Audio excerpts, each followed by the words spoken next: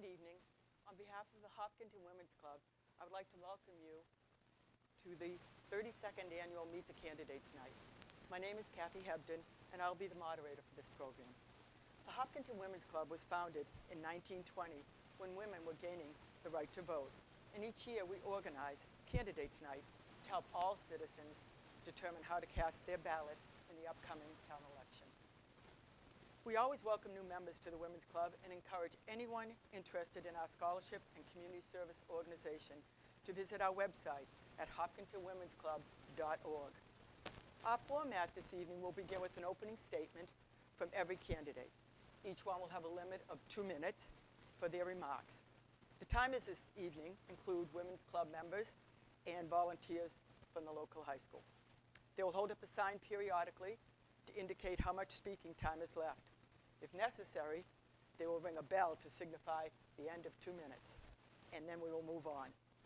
Audience members, please hold your applause until all of the opening statements have been completed. Now, on to our first speaker. For Town Clerk, Connor Deegan, candidate for re-election, nomination papers. Thank you so much for having me this evening. I promise I'll be short because I'm uncontested, so I don't want to waste your time. We have so many amazing candidates who are stepping up for office right now. Thank you so much to the Women's Club for hosting this and HCAM for having us here this evening. I just really wanted to briefly emphasize some of the things that I've been able to work on in the past 3 years, and to really thank everyone who was so supportive 3 years ago when I first started out on this journey. Since then, I am now just a hop, skip, and a jump away from getting my certifications for being a clerk. I'll probably have my certified municipal clerk status within a few months of my re-election if you choose to do so. And beyond that, I've been able to work with so many community organizations that have made my job so much easier, to work at increasing civic engagement, to working with groups at building community, and also just making it so that everyone knows all the information is available to them from my office and that they can always reach out to me as a resource. Thank you so much again for having me. I will see the rest of my time so that other candidates can have a chance to speak about their platforms. Thank you. Thank you. For Town Moderator, Thomas Garabedian, candidate for re-election, Republican, a caucus nominee. Thank you, Kathy, and thank you to the Women's Club for hosting this once again. I've served the town in a variety of capacities over the years, most recently as town moderator. Early on in our tenure in town, I served on the school committee and served as a commissioner of trust funds, and then had a short 15-year stint as a member of the Zoning Board of Appeals. I've been privileged to serve as town moderator. I committed 3 years ago to being informed on the issues that will come before town meeting, to be nonpartisan in terms of the conduct of the meeting, and to conduct a meeting that's efficiently run so that we're mindful and respectful of the time of those Hopkinton voters who do end up participating in our town meeting. I look forward to our discussion this evening, and I hope you'll consider me as your candidate for town moderator. Thank you. Thank you. For Town Moderator, Ellen Rutter, Democratic Caucus nominee. Thank you, Kathy. Good evening. I'm Ellen Rutter, and I'm really excited to be running for town moderator. As your moderator, I'd be the presiding officer of annual town meeting. You may recognize me from town meeting. Last May, I was a deputy moderator, and in February, I was acting moderator at our special town meeting. I really had a lot of fun doing both of those two jobs. You could also recognize me from around town. I've raised my 2 sons here in Hopkinton. We've been here since 2000 and appreciated the fabulous schools and many wonderful town programs. Professionally, my job is running meetings. Have you ever seen a big pharma ad where there are all these happy people and then lots and lots and lots of words? I facilitate and review ad meetings for a Boston pharma company. We have lots of stakeholders, including the FDA. My job is to ensure that the meetings are fair, effective, and efficient. As your moderator, I will use these same strong facilitation skills at town meeting. Hopkinton is growing. We have more residents, more projects, bigger budgets. We residents have the opportunity to participate in governing at town meeting. This year, we'll be talking schools, the fire department, infrastructure, and an almost $100 million budget. As Hopkinton's town moderator, I will commit to ensuring that all voices are heard, that our town meeting is efficient, and we keep moving forward together. Thank you. For the Board of Selectmen, Mary Jo Lafreniere, Democratic Caucus nominee, and this is in alphabetical order. Good evening. I want to say thank you to the Women's Club and HCAM, and I want to say hi to all of you that are watching from home. And I'll tell you something about myself so that you know who I am. I've lived in town for over 40 years, and the minute I came to Hopkinton, I loved it, and I still love it. I brought up 2 sons here, and they are all grown up now. They went through the Hopkinton school system, and they love the natural resources that we are blessed with in this town. They spent most of their time outdoors and in the woods, and it's a wonderful, wonderful place to bring up children. I was a past employee of the town, which is kind of unique. I was with the Board of Assessors here a number of years ago as the deputy assessor. I spent 10 years being employed by the town of Hopkinton. And then I worked for the State Senate for 10 years, State Senator David Mignani, who represented Hopkinton and the surrounding communities, and I was his district director. I'm a Massachusetts accredited assessor, and I've been a professional assessor for the towns of Holliston and Plainville, doing things like the recap sheet, budgeting, and we did not have a CEO in that town, so a lot of that work falls to the Board of Assessors. During that time, I was elected to the board here in Hopkinton, and I am serving currently still, and enjoying it, but this is my last year.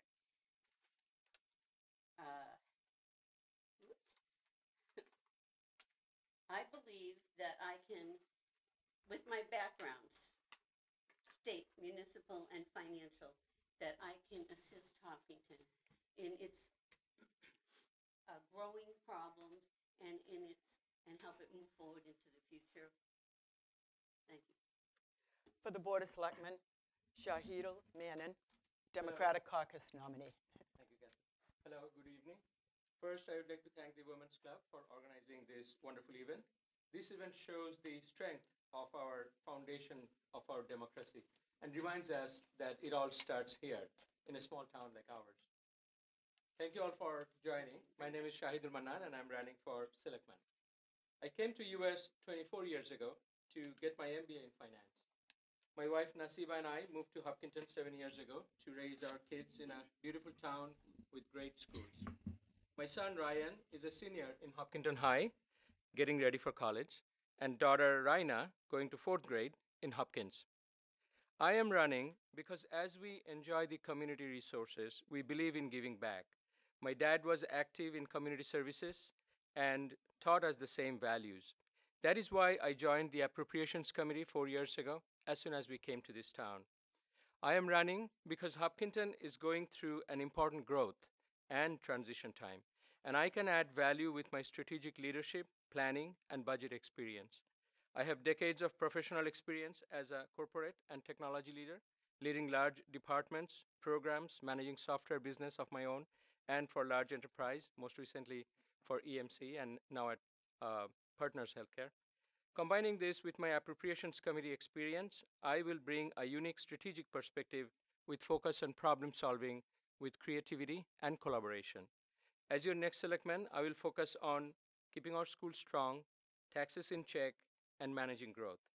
I believe in One Hopkinton and will work with everyone to ensure what's best for this town and what's best for our lives. I humbly ask for your vote for this opportunity on May 20. Thank you. Thank you. For the Board of Selectmen, Brendan Tedstone, candidate for re-election, nomination papers. Good evening. My name is Brendan Tedstone. I've lived in Hopkinton for my entire life. I'm the 6th generation of my family to live here. My kids make it a 7th. I've never voted in a town other than Hopkinton. I'm finishing up my first term as selectman in May and hope that you will vote for me so I can serve a second. Professionally, I'm a full-time nurse manager in a dementia unit. I deal with very sensitive and emotionally charged situations each and every day. I rest my hat on my decision-making process in that it's nothing but honest and fair.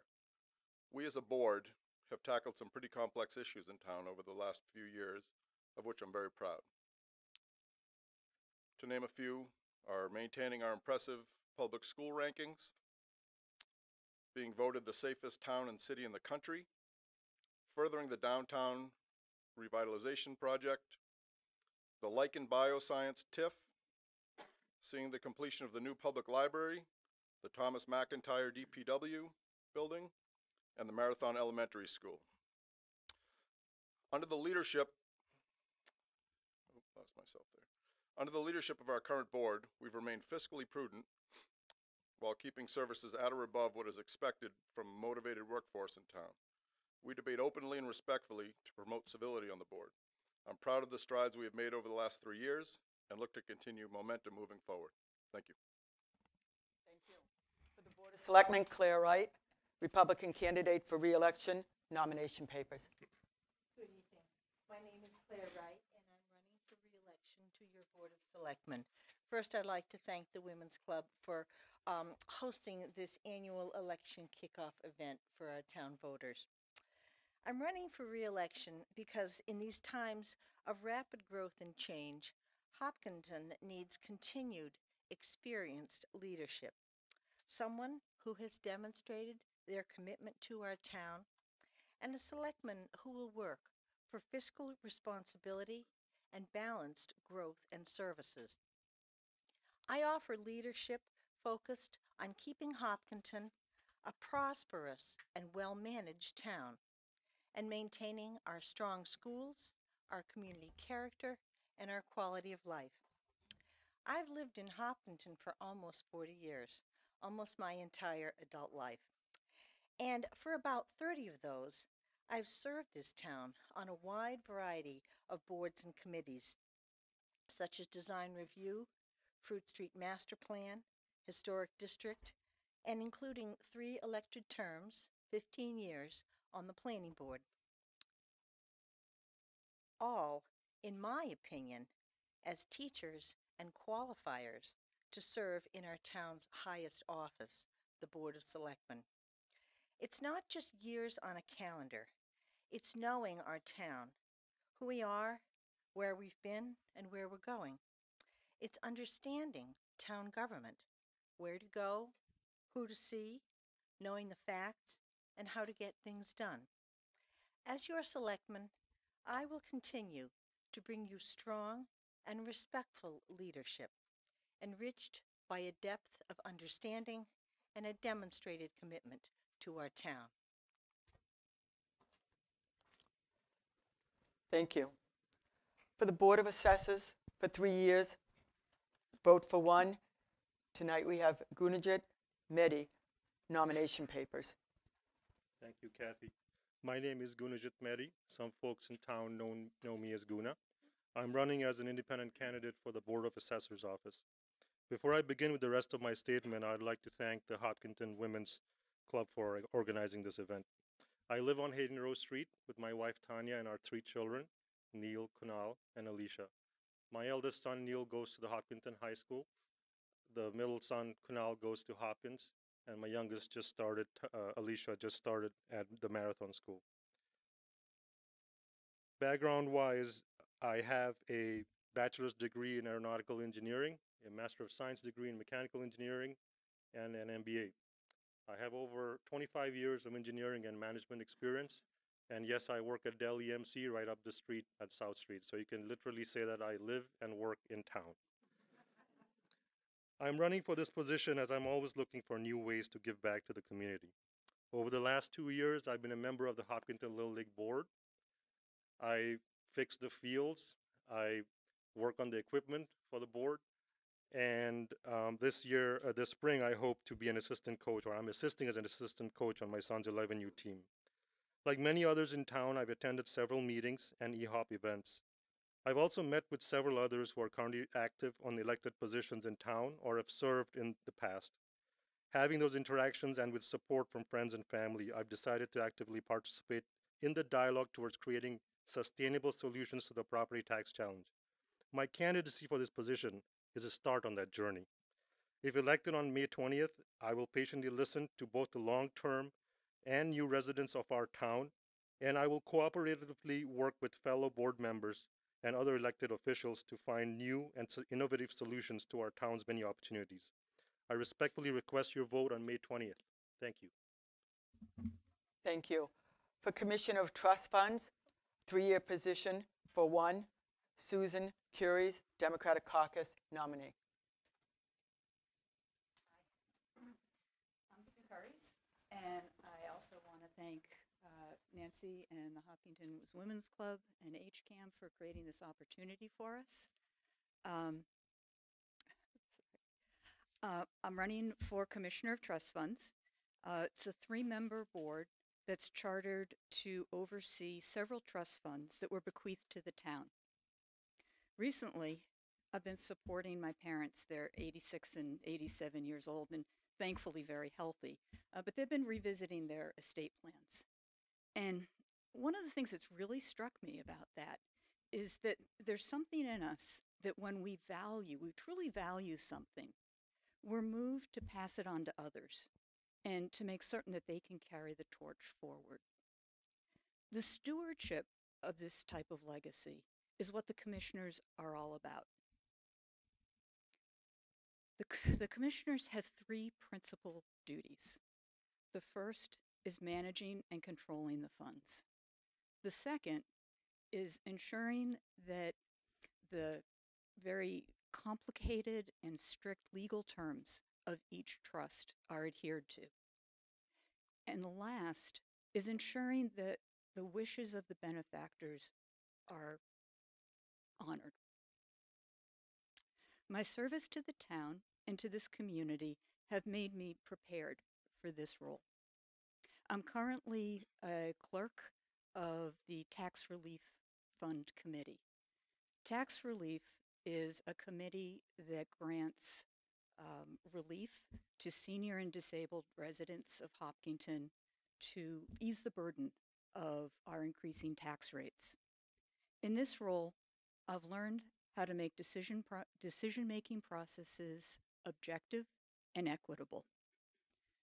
I've learned how to ensure town policies.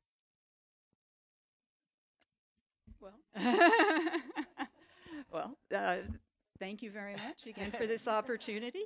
And I hope you will vote for me for Commissioner of Trust Funds. Thank you.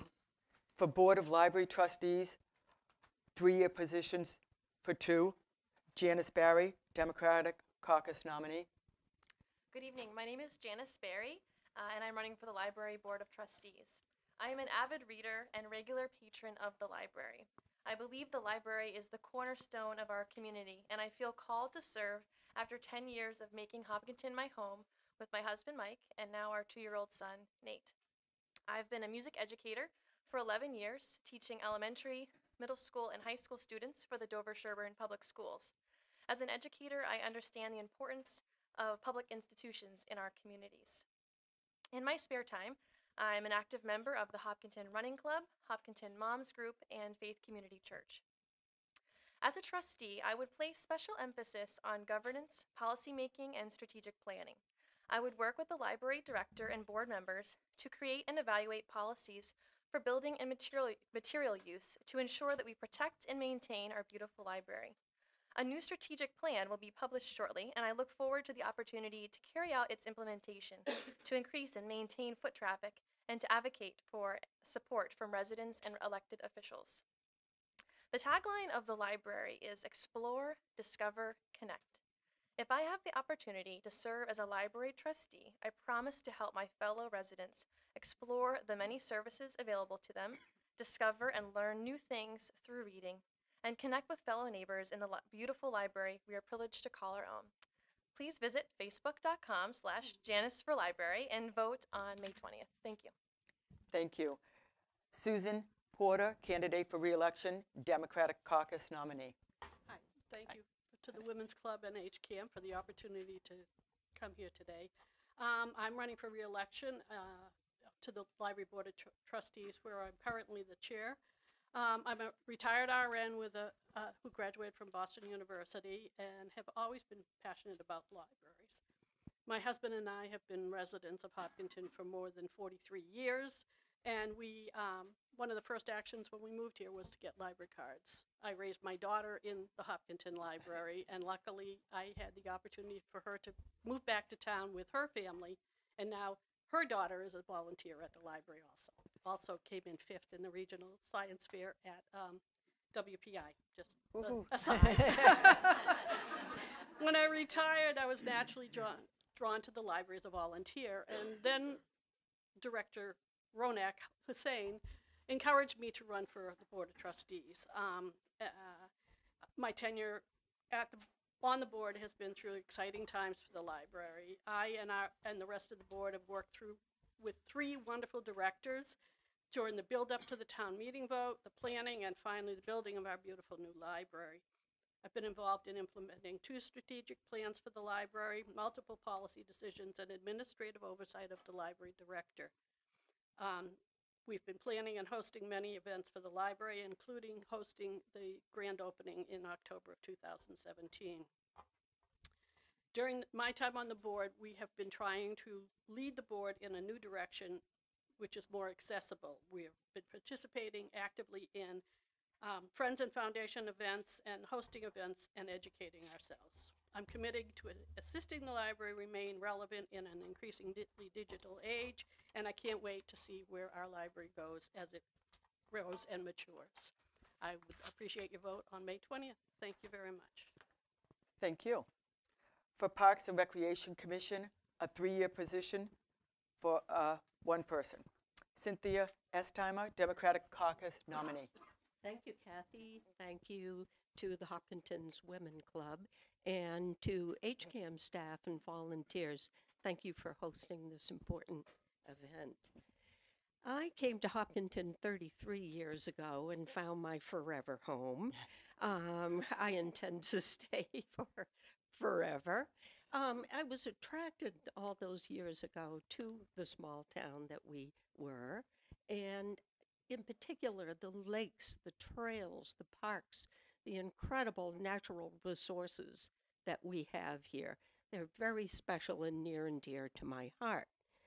Now, I did not have any children of my own. However, my career was spent raising, I lost count after 1,200, but children in an after-school program in the city of Newton. And during that career, I came to really understand what the needs of young children were, the programming, the diversity of interests. Not everyone needs to play on a soccer field. Some need arts, some need manners and things like that.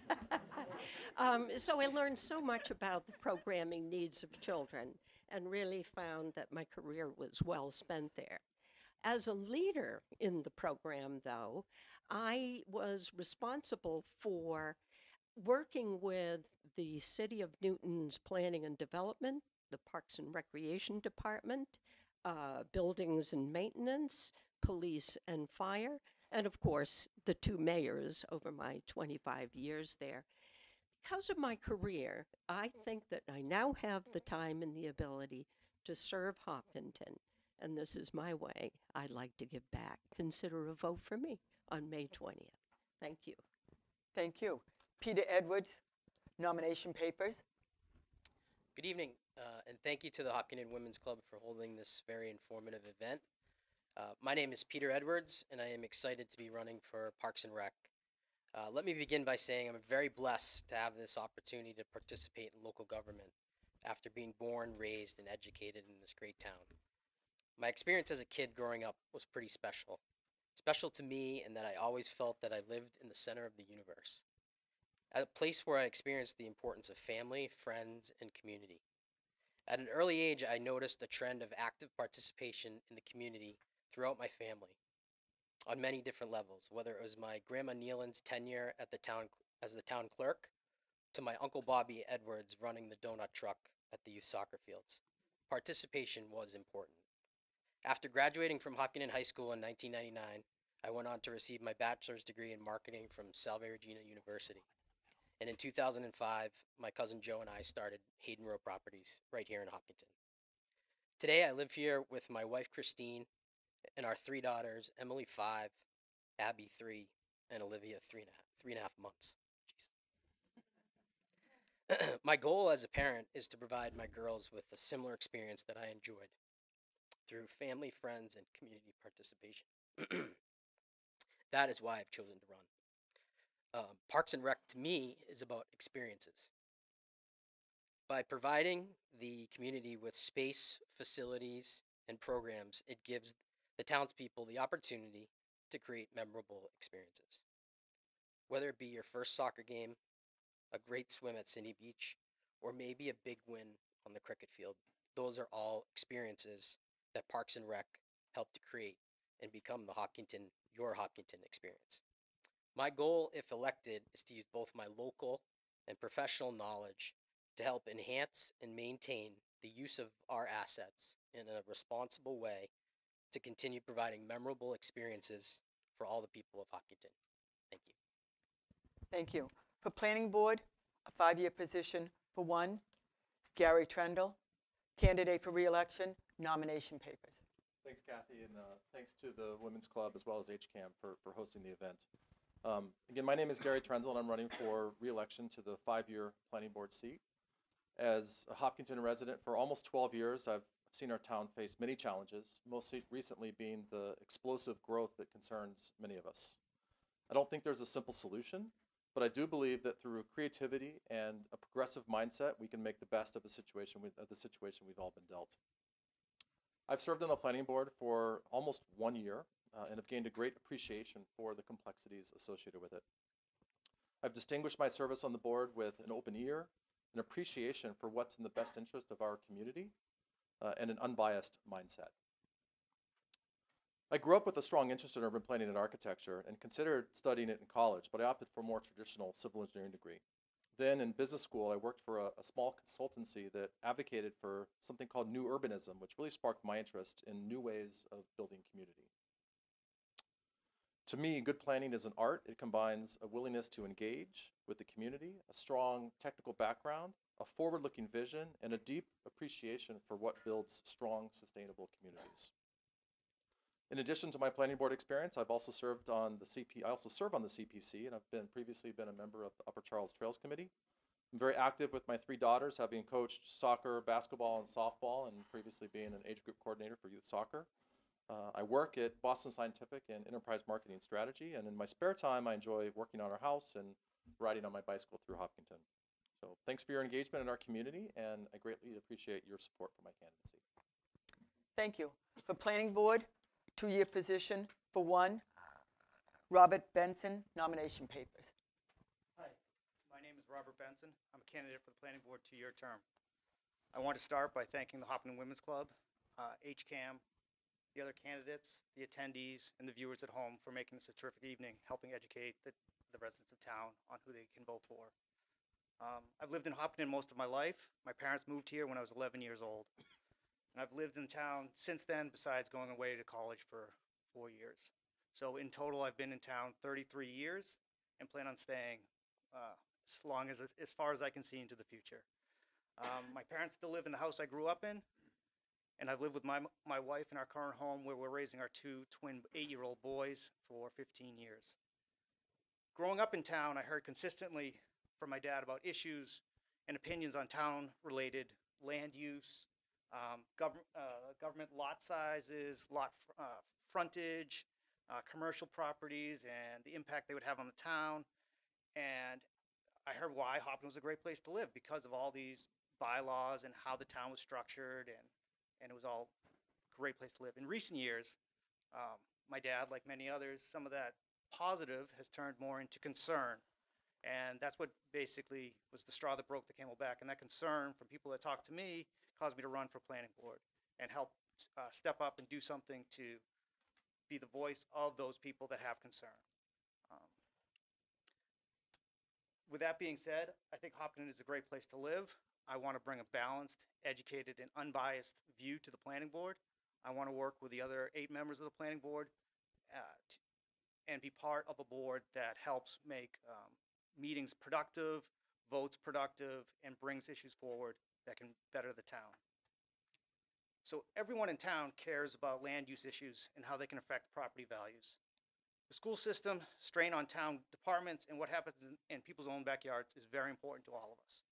I want to do my part to help shape the future of Hopkinton. I appreciate your consideration, and thank you. Vote for me on May 20th. Thank you. For planning board, the 2-year position for 1, Michael McNamara. Nomination papers. All right. Hi, everyone. So why am I running? Well, currently I'm on the library trustees, and my term ends coming up. But I was on the library trustees for 3 terms, and I was there when the old library, and now obviously the new library. And to be honest, doing it after 3 terms, I'm ready for something else.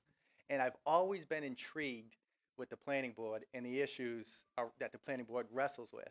And building and all the development is such a hot topic. So I thought I learned a lot in the planning board. I loved it. I worked with Susan. It was awesome. But I'm just ready for a change. I think I can bring a fresh perspective. And I've been in town since '97. I got 2 kids. My son went through the school system. He's in college now. He's actually in the Canary Islands right now doing the study abroad. And my daughter's a senior at Hopkinton High. But I've been volunteering in town since 2001. So when my kids were young, I coached soccer, basketball, baseball, softball. And then I'm also at St. John's Church here in Hopkinton. I've been on their parish council for many years. And I also, when my kids were in 9th and 10th grade, I taught religious ed. And then 2 of the other volunteer things I've been involved with for a long time. One is the Mustard Seed, which is a food pantry in Worcester, which is originally where I'm from. And that's actually through the St. John's Church, but also with the Worcester County Food Bank. I volunteer a lot. So I just think I can bring a fresh perspective. I'm looking to do something different and ask for your vote. Thank you. Thank you. Planning board, a 1-year position for 1, Patrick Atwell, Democratic Caucus nominee. First off, I'd like to thank the Women's Club for hosting this wonderful event, as well as HCAM. My name is Patrick Atwell, and I'm running for the 1-year seat for Planning Board. I've been a resident of Hopkinton since 2012. My wife and I have 4 wonderful children. 2 of them are still in the school system. Connor's in the Hopkins, and Lily is a sophomore. So that's fun times. My wife and I really enjoy the small town culture that Hopkinton has to offer, and obviously the wonderful school systems that are here. That's why we keep our kids here in the school system.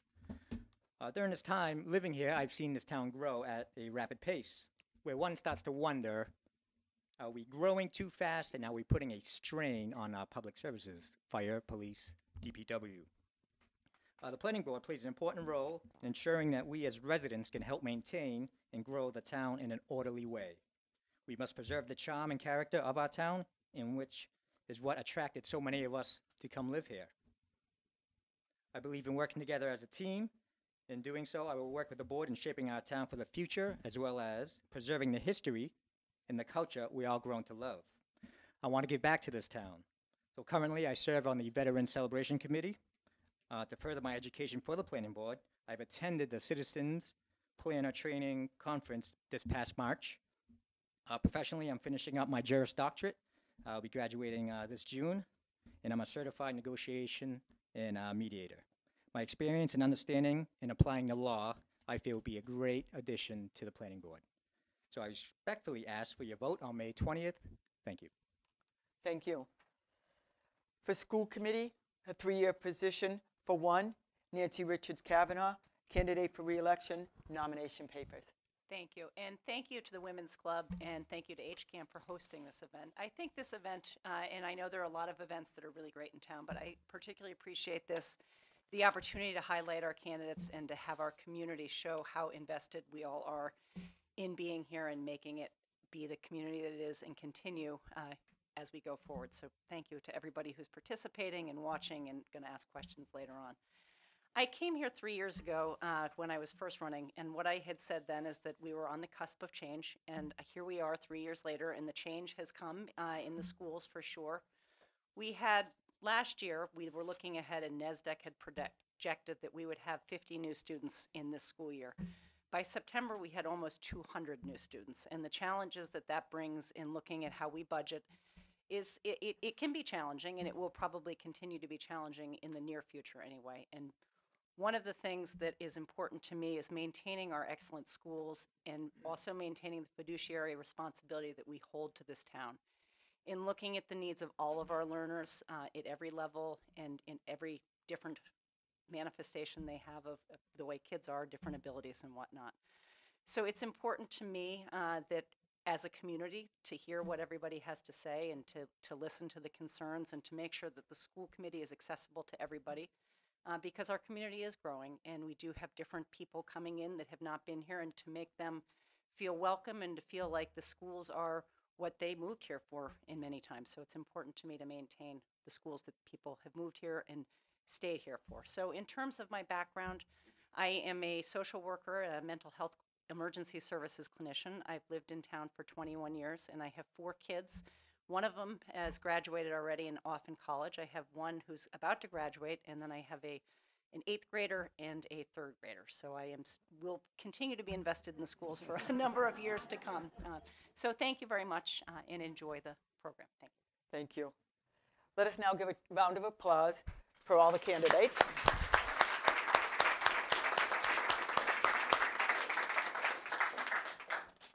And now it's time for the second portion of our program, the question and answer segment. For members of the studio audience who want to ask a question, please step up to the microphone, state your name, your address, and your question. If you prefer to have submit a written question for me to ask, there are note cards available on the table in the back of the room. In addition, viewers at home, you can ask questions of the candidate by dialing the direct call line number displayed on your screen, or by sending an email to live@hcam.tv. Please remember that if new people are waiting to ask a question, there'll be a limit of 1 query per person. Responses from candidates should keep to the maximum of 2 minutes, and if a question is posed to a specific candidate, I'll offer the response time to all the other candidates for that office as well. And lastly, the privilege of being the first person in a group to answer will begin alphabetically and then rotate as subsequent questions are asked. So we're ready for the first question. Audience?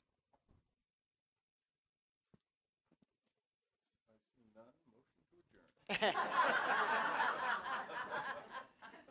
Hi, my name's John Cardillo. I live at 84 Winter Street. I think this question's really for the selectmen. I know that the town has grown. I've been here for 25 years. And I have 2 children that have graduated from the Hopkinton school system. And they've both done very, very well. Very proud of that. But what are we doing for our elderly? How are we going to, the tax rate has gone through the roof. What can we do for our aging population here in Hopkinton? Thank you. Mayor Joe LaFreniere, would you like to be the first one to answer that? And as an assessor, I can answer that. For one thing, I am also on the tax relief committee in town, and which does give relief to people who come and need it for elderly and tax purposes. We also have a great number of exemptions in town, and I'd like to actually make an announcement tonight that the applications for the means-tested senior exemption are now available from the assessor's office.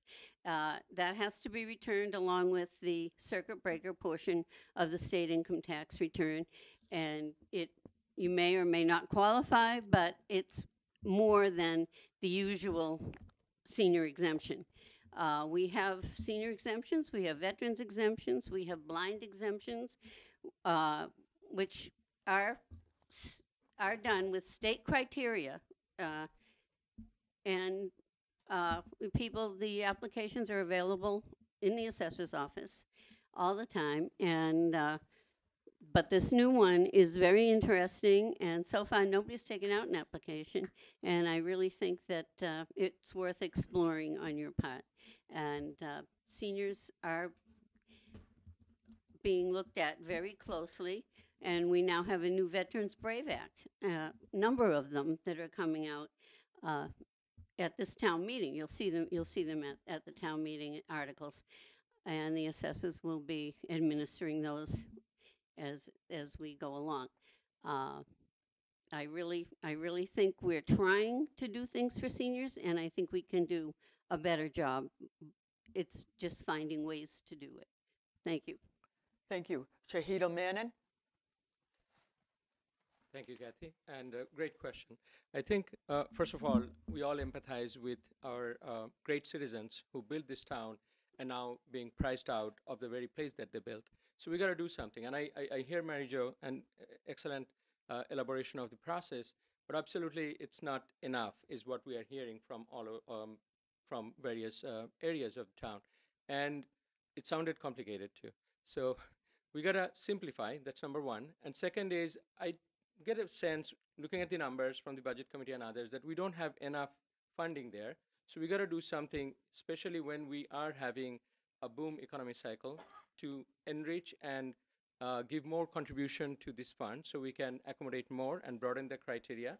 And again, simplify so the real affected people can participate.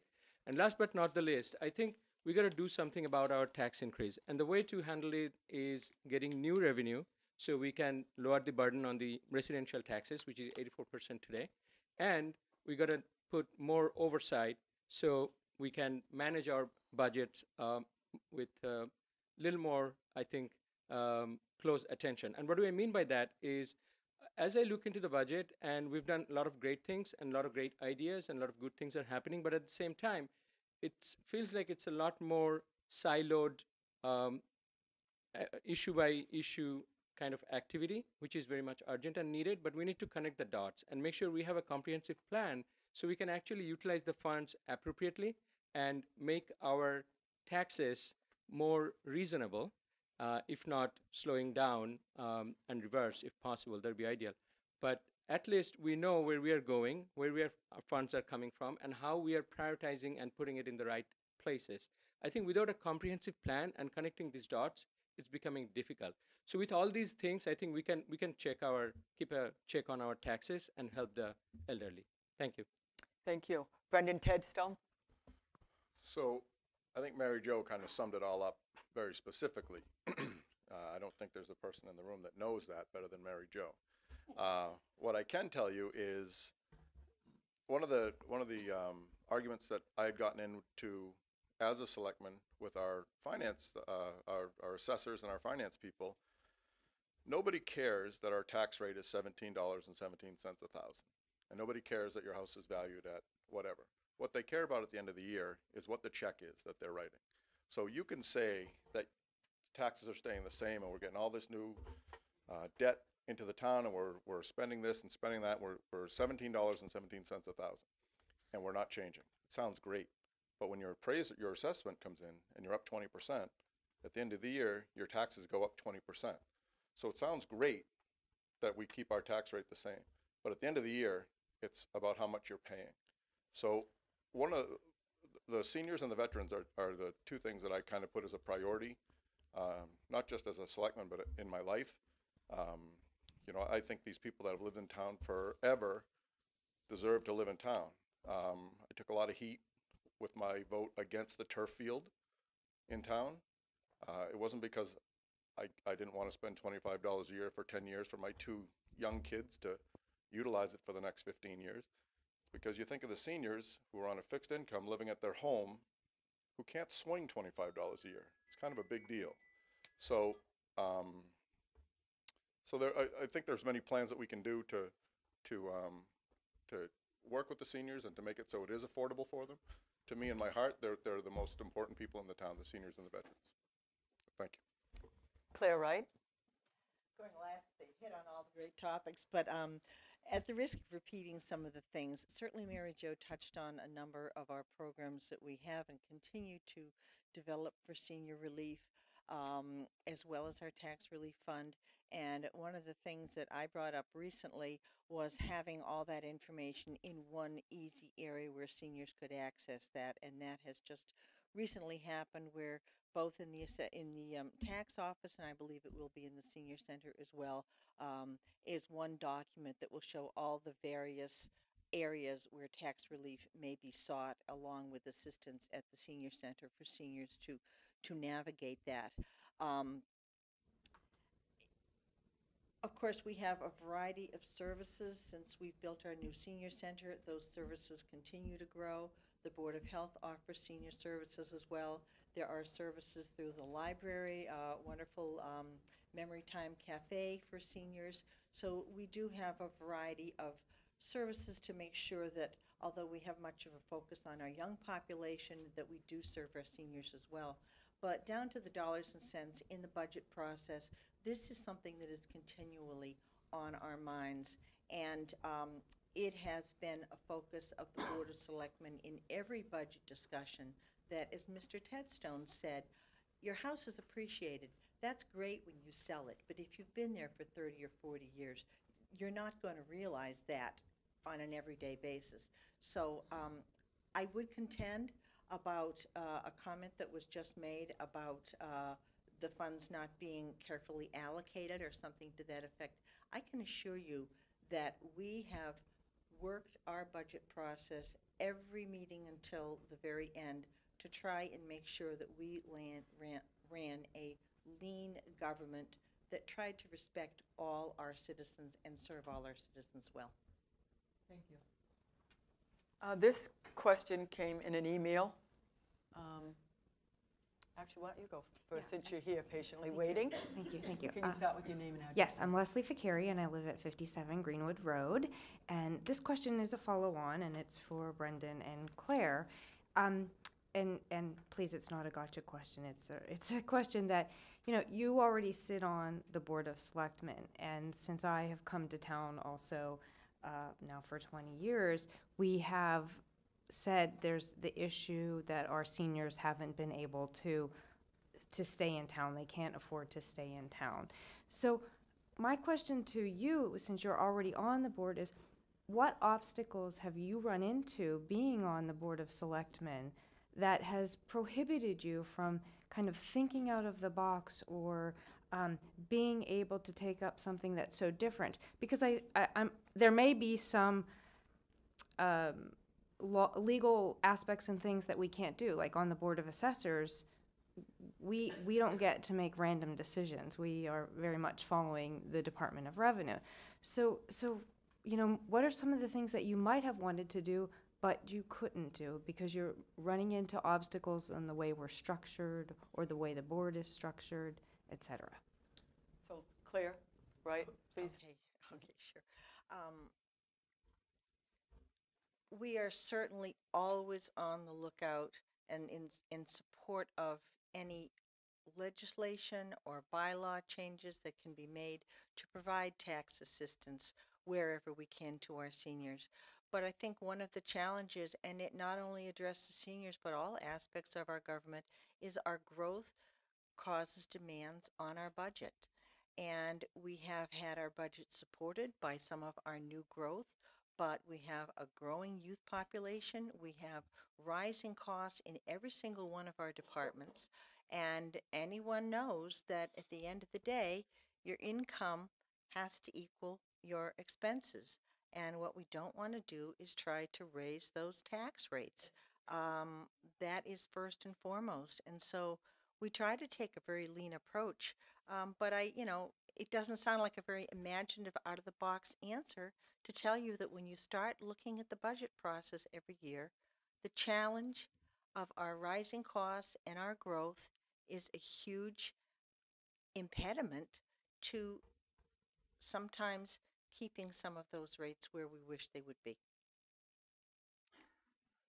Next. So one of the programs that I looked into, Sudbury has a program for almost, it's similar to like a dual tax rate for seniors versus the rest of the town.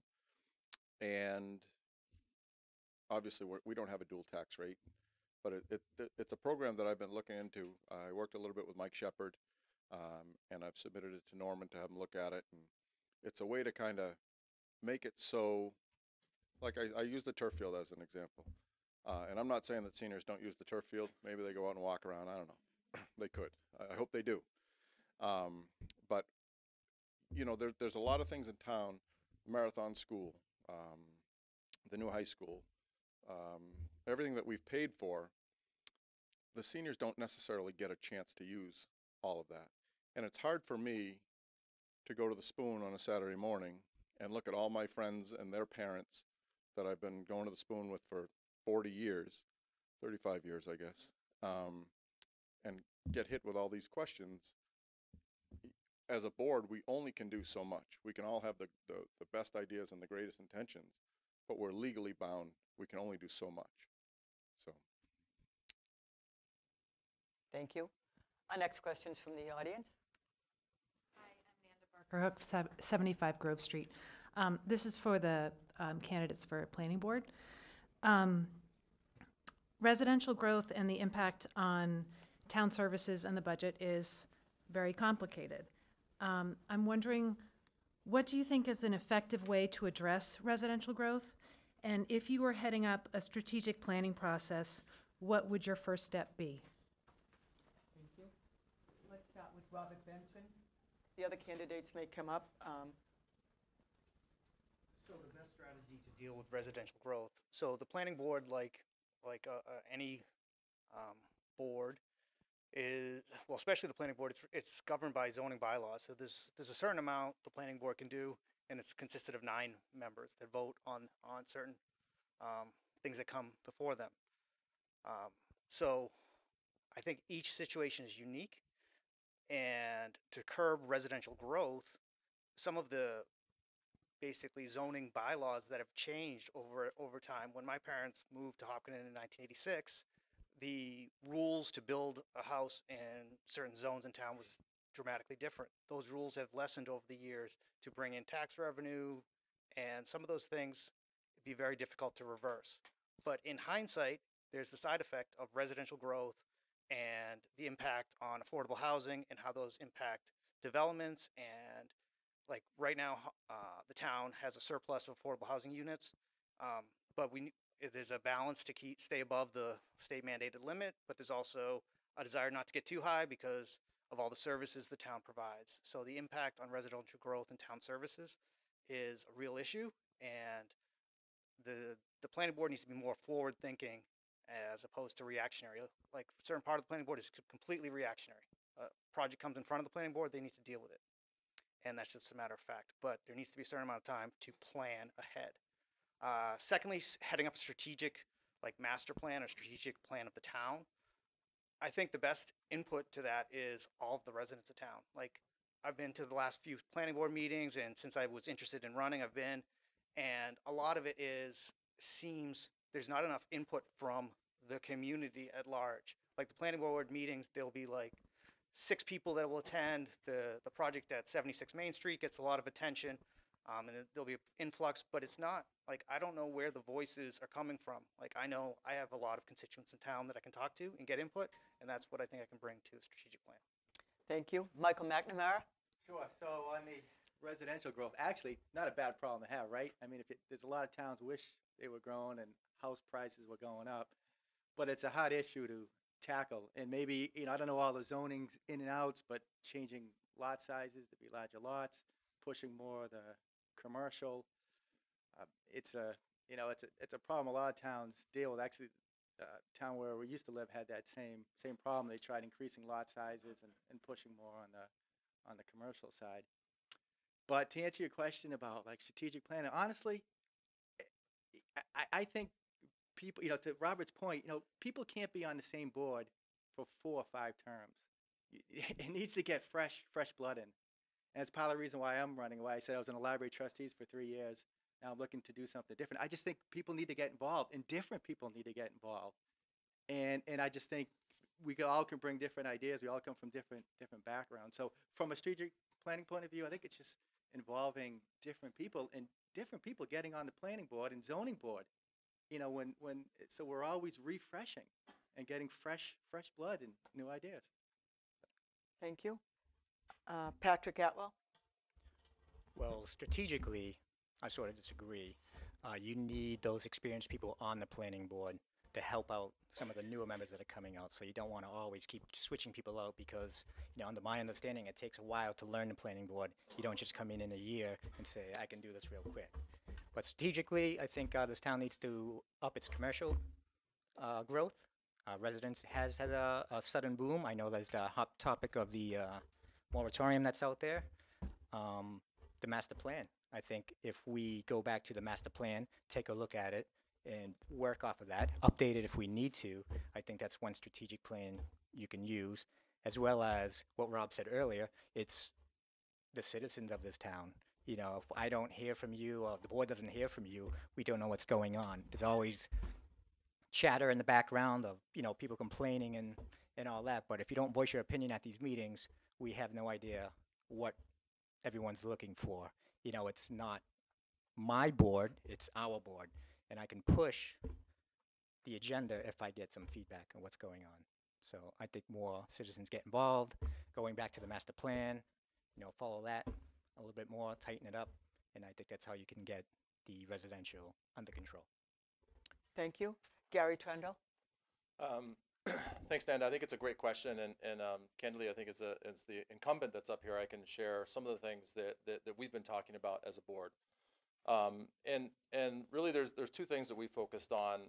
The first is that earlier this year, we've restructured how the Zoning Advisory Committee functions. In the past, it was really a cyclical, it was a relatively short period of time, and so what we realized is that we didn't have enough planning that was going into that. We felt it was very reactive because it was something that was really done and started in the fall in preparation for town meeting, and then once town meeting was over, that wrapped up. So we've actually restructured that committee to have longer-term seats and make that a year-round responsibility, so that the Zoning Advisory Committee, which really advises our bylaws, which dictate how the planning board makes decisions, has the time to put in to think about these more complex issues.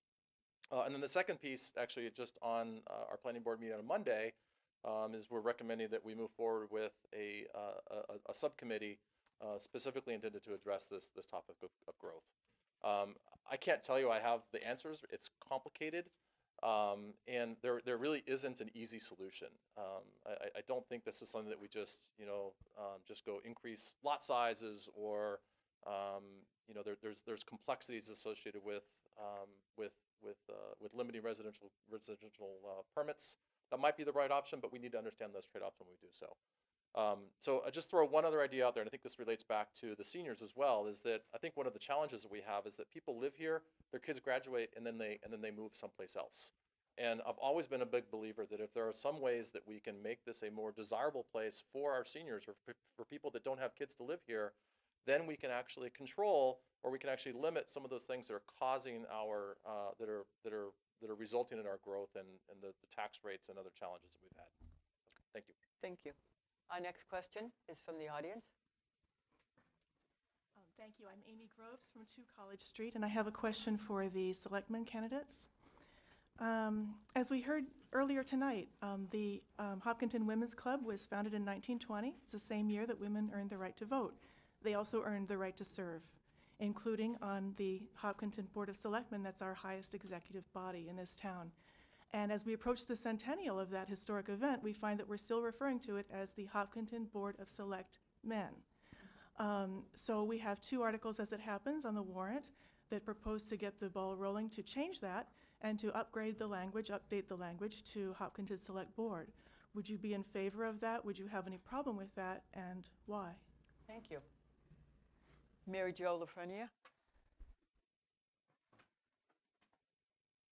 Well, I don't care what you call me, as long as I'm allowed to do the job. However, however, I do understand that women are moving forward today, and that the word selectmen came from a time when communities were very small and they needed to pick a government, and women weren't allowed to vote. They weren't allowed to do much of anything, so they selected certain men to run that particular town or city or whatever it was, and they were called the selectmen. And now we have two sexes involved in everything, and I, for one, don't have a problem with updating the name to select board, and for not just for myself, but for the girls that are going to come after me, all the women that are going to come after us in the future. Maybe they won't want to be selectmen. Maybe they would want to run for the select board. So it's fine with me either way. But I do like the idea. Thank you. Shahida Manin? Sure. I couldn't agree more. And I think I would definitely vote for it. And for the following reasons. I think we are a 300-year-old town, and I'm very proud of it. But we have moved and progressed in 300 years. So what we had as a name 300 years ago, I think it's time to change. And obviously, I have a daughter, and I believe that women in leadership is something to be proud of, and we are all proud of and recognize it within the names. And that's just the right thing to do. And also, I think my grammar teacher would say it's grammatically wrong to call a woman a man. So, so combining all these, I would absolutely support it. Thank you. Brendan Tedstone? So I've done a little research on the term selectman. The term selectman isn't derived from selected man. It's derived from selected human. It had nothing to do with gender. So in our town, we've had 11 female selectmen. 9 are alive still. I've spoken to 8. I didn't talk to Muriel because I kind of knew her point of view. 8 of those 8 were in favor of keeping it selectmen. They weren't opposed. They weren't offended. It has nothing to do with the sex of a person. It's a selected human. I don't, as Mary Jo said, I don't care what you call me. We're in tough times right now, financially, for the town. Teachers are arguing if they can use Crayola crayons or if we have to buy them generic crayons. I don't think the town should spend 1 penny of its resources to change the name from selectmen to select board. I'm not opposed to it. I get called a lot of things, a lot of times, every day. Selectmen, select board, I don't care. My thought is, I'm a big fan of tradition. I like the term selectmen. I ran for selectmen. And I think even if it does get passed at town meeting and the ballot this year, it can't go until the next charter, which is 9 years from now. So I'll be a memory by then, as had served as selectman. So I guess I would say I'm not in favor of changing it, and it has nothing to do with gender. It has everything to do with finance. Thank you. Claire Wright? I agree with the idea that I don't really care what you call me. This is not the hill I'm going to die on, but I don't really support this. To some extent, I've kind of been proud to be a selectman. But to Mr. Tedstone's point, in the English language, there is the generic term, mankind. When Neil Armstrong said, "One small step for man, one giant leap for mankind," he wasn't leaving me out. And I feel that, frankly, just from the sound on my ears, I think it's awkward. I think it's contorted. I think there is way too much focus on small matters that turn into someone else being offended if we say the wrong thing. As Mr. Tedstone said, we have much bigger things to address in this town. I love history. I love tradition. I understand the derivation of this word. And we have a long history of women who have stepped up. Not a one have been afraid. If you're frightened off by a title, you don't have the stuff it takes to serve in one of these boards, because you need to have a thick skin. Thank you. Thank you. I'm entitled to my opinion, and that's my opinion. Thank you. Thank you. Next, from the audience? Thank you, and thank you to the Women's Club. I'm Mary Jo Andrican, 2 College Street. This question, I suppose, is mostly for the selectmen candidates, but anybody else who wishes to weigh in. What will you do to promote a unified Hopkinton? especially in light of the disturbing rise in racist and anti-immigrant incidents in this country in the last couple of years? Thank you. We'll start with Claire Wright. I think our town's, sure, our town has changed tremendously in recent years. We've got a variety of new populations. Each one is bringing great diversity, great talents. We have new members of our boards. We have new members running for our boards. I just recently attended it was the Chinese New Year celebration for our Asian community of hundreds of our new Hopkinton residents. They all love being in this town. They have not spoken to that issue. I feel that we are very blessed to live, regardless of what others may feel about the society at large. Hopkinton has continued to demonstrate itself as a fair, open, honest, welcoming community. I think that's what's attracted people here. It's what I love here. And I can say it's not something that I have felt in this town. I felt quite the opposite, a spirit of welcoming and support and a place for all. And I think that's why I believe in Hopkinton. I want to continue to serve. And that's why I think what I've heard from other candidates, there's a quality in this town that's extremely special, especially in the times we live in. Thank you. Brendan Tedstone? Yeah, so I can't speak for Chicago. I can't speak for the South. I can't speak for wherever else all this, the racism and anti-Semitism and all this other stuff goes on. I live in Hopkinton. I serve in Hopkinton. I was born in Hopkinton. That's kind of my slogan this year in the 392 signs you've seen out there. So I've been in Hopkinton. I've been in Hopkinton where it was dirt roads and Bill's Pizza was Brown and Smith's, and it was a dirt road, and you angle parked, and you went in for a coffee, and you got your chewing tobacco there. There was no anything to do with racism back then because it was strictly just white people. That's it. And you look at it now, and I sat at Kenya Day just the other day with my son and the rest of the selectmen. Sorry. So I have selectman guilt now. Good. So we looked out, and one of the other selectmen and I sat there, and we said, look at the diversity in our third grade, second and third grade population at Elmwood School. It was as diverse as it gets. Hopkinton was just voted safest town in the country. I don't see racism, anti-Semitism, homophobes, xenophobes, genophobes, any type of phobes. I think everybody welcomes everybody, and if they didn't, I think they would be ostracized and identified, and I don't know anyone that would tolerate it. I certainly would not. Thank you. Actually, Shahid Manan? Thank you. You can also call me Manan. That's fairly easy. Okay. Feel free.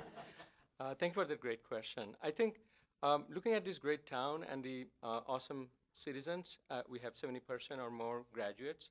I think it's a great town to set that example of what the future can look like, and the future is here. And the way we can do that is we have more and more in common, interest-wise or focus-wise, what we care about than our differences. And we want to focus on the unifying factors than some slogans for some manipulation or some other interest. Some people try to divide us. I would focus on we being as a neighbor, we being one Hopkinton. We all care for our schools, we all care for our children, we all care for our turf fields, our senior citizens. We have so much in common, and we are all here because we love this town and we want to do good things for this town. I think that is the basis for our principles, and that will move us forward, and that will set us as an example for the nation.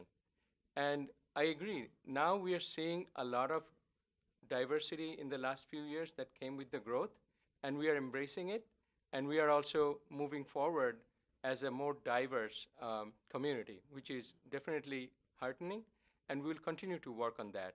Again, we have a lot of good things and issues to work on, and using that as our unifying platform, that's how I would move forward.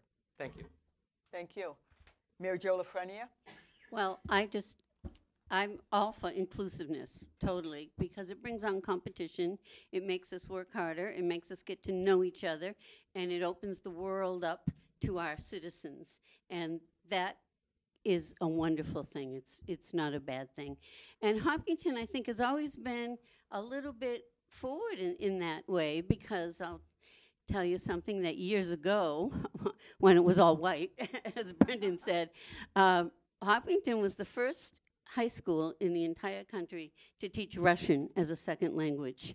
And that was at a time when we were in a Cold War situation, and people were not happy with the Russians, and yet Hopkinton taught it to its students as a second language, and with no thought, just that it was a language out there and people need to know it and we need to communicate.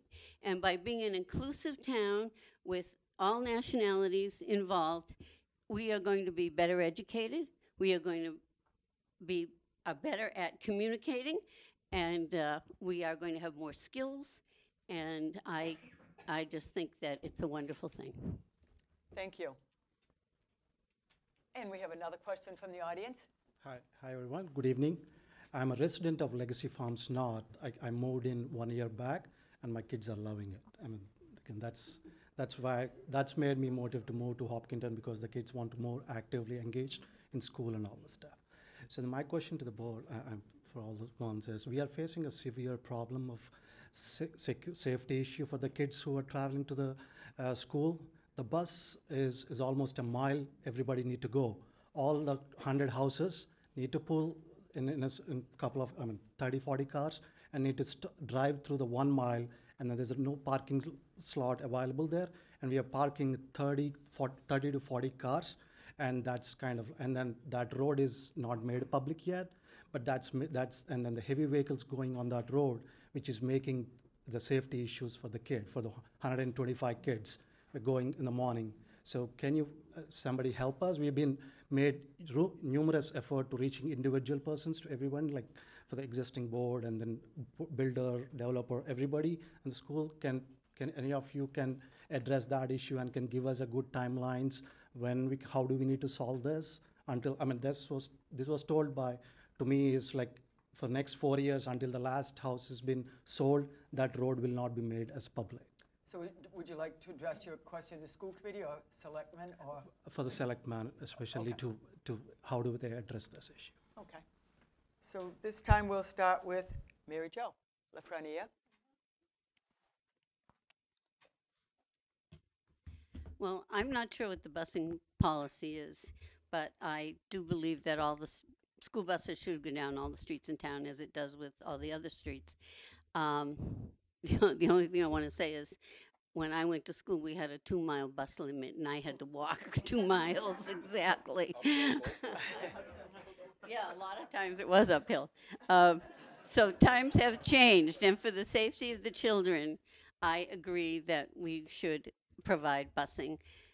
Whether or not the street is accepted yet by the town, we know it's going to be in the future, and the children are there, the cars are there. We need to do something about that situation. Shahid Al-Manna.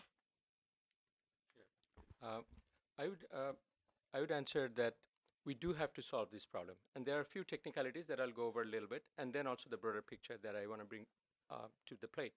So the first is, I think this is a problem we have to solve because we have tax-paying citizens who are suffering, their kids are in danger, and in many ways it's a liability for town or moral obligation in many ways. And it can be done if we have all the key players in one table and have a more candid discussion about how we can share the responsibility and get it moving. I think that would be the first step, and given the opportunity, I would definitely approach it that way. Because a lot of times, and I've asked this because I have friends who are suffering, that the biggest problem is they don't get everyone in the same table. So it's kind of siloed thinking, and it's not everyone's, like not exactly my problem. And I'm not blaming anyone. I know everyone's busy and there's so many other priority things in many ways, but this is a priority in my view. So that's one. And the second, it also actually exposes us the challenges of the bigger picture, which is when we plan a large development like Legacy Farm, and we got a lot of good benefit out of it, but have we thought out all the details? And I know it was the first time and we have a lot of learning, but I would promote that we do a lessons learned and build a framework that when we go for a development like this, how do we accommodate the how do we accommodate the busing? How do we accommodate the streets, the cleaning and the snow and ice and all these logistics things? Not kicking out the can that we'll figure it out when the residents are here and it's their problem.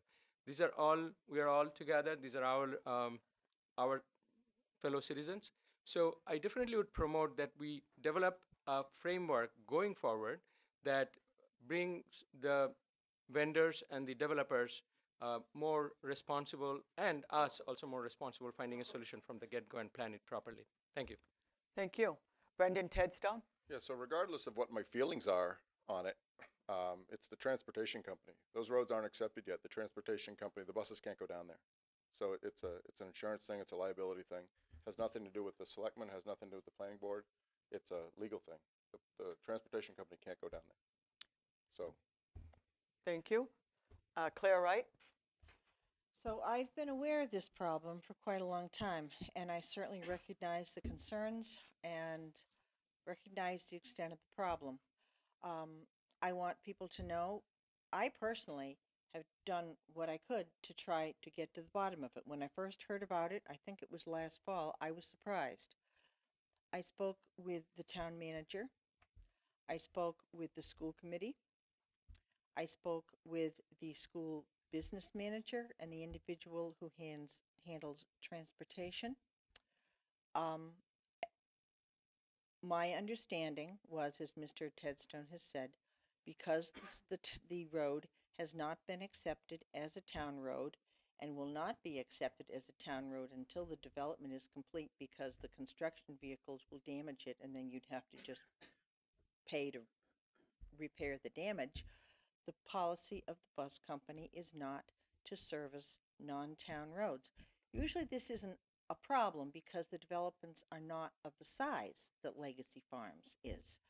The problem that the school committee and the school business office has encountered, and this really is a problem to be directed to the schools. People think the selectmen can solve everything, and unfortunately we can't.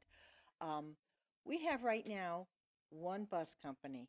When the bids for contracts have gone out, my understanding from the schools is there is one company that has replied.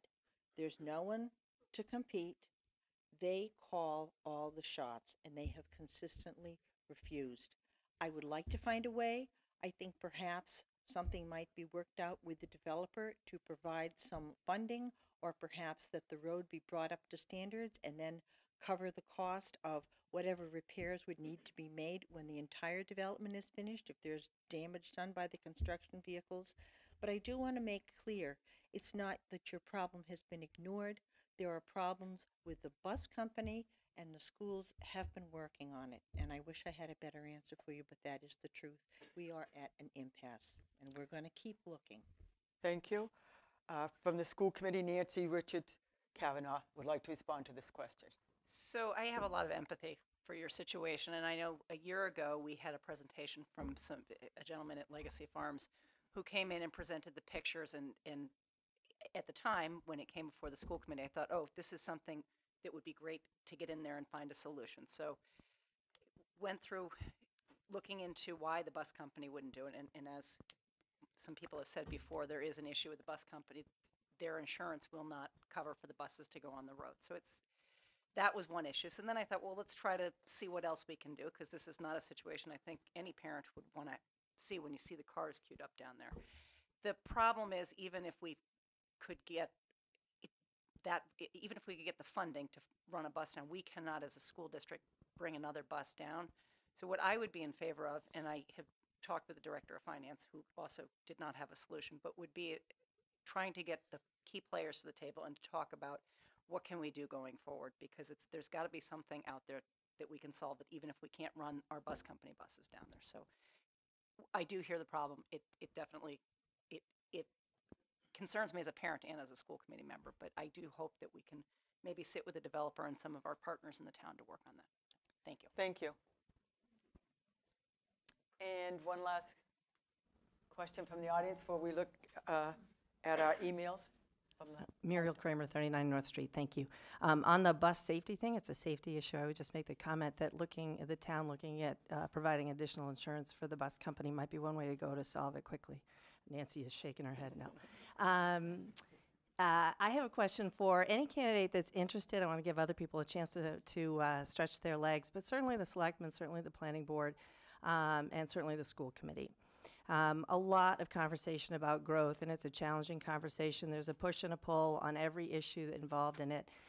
What I'm really keenly interested in as we embark on an effort that is intended to bring as many stakeholders as possible into the conversation and think about ways to plan as opposed to react.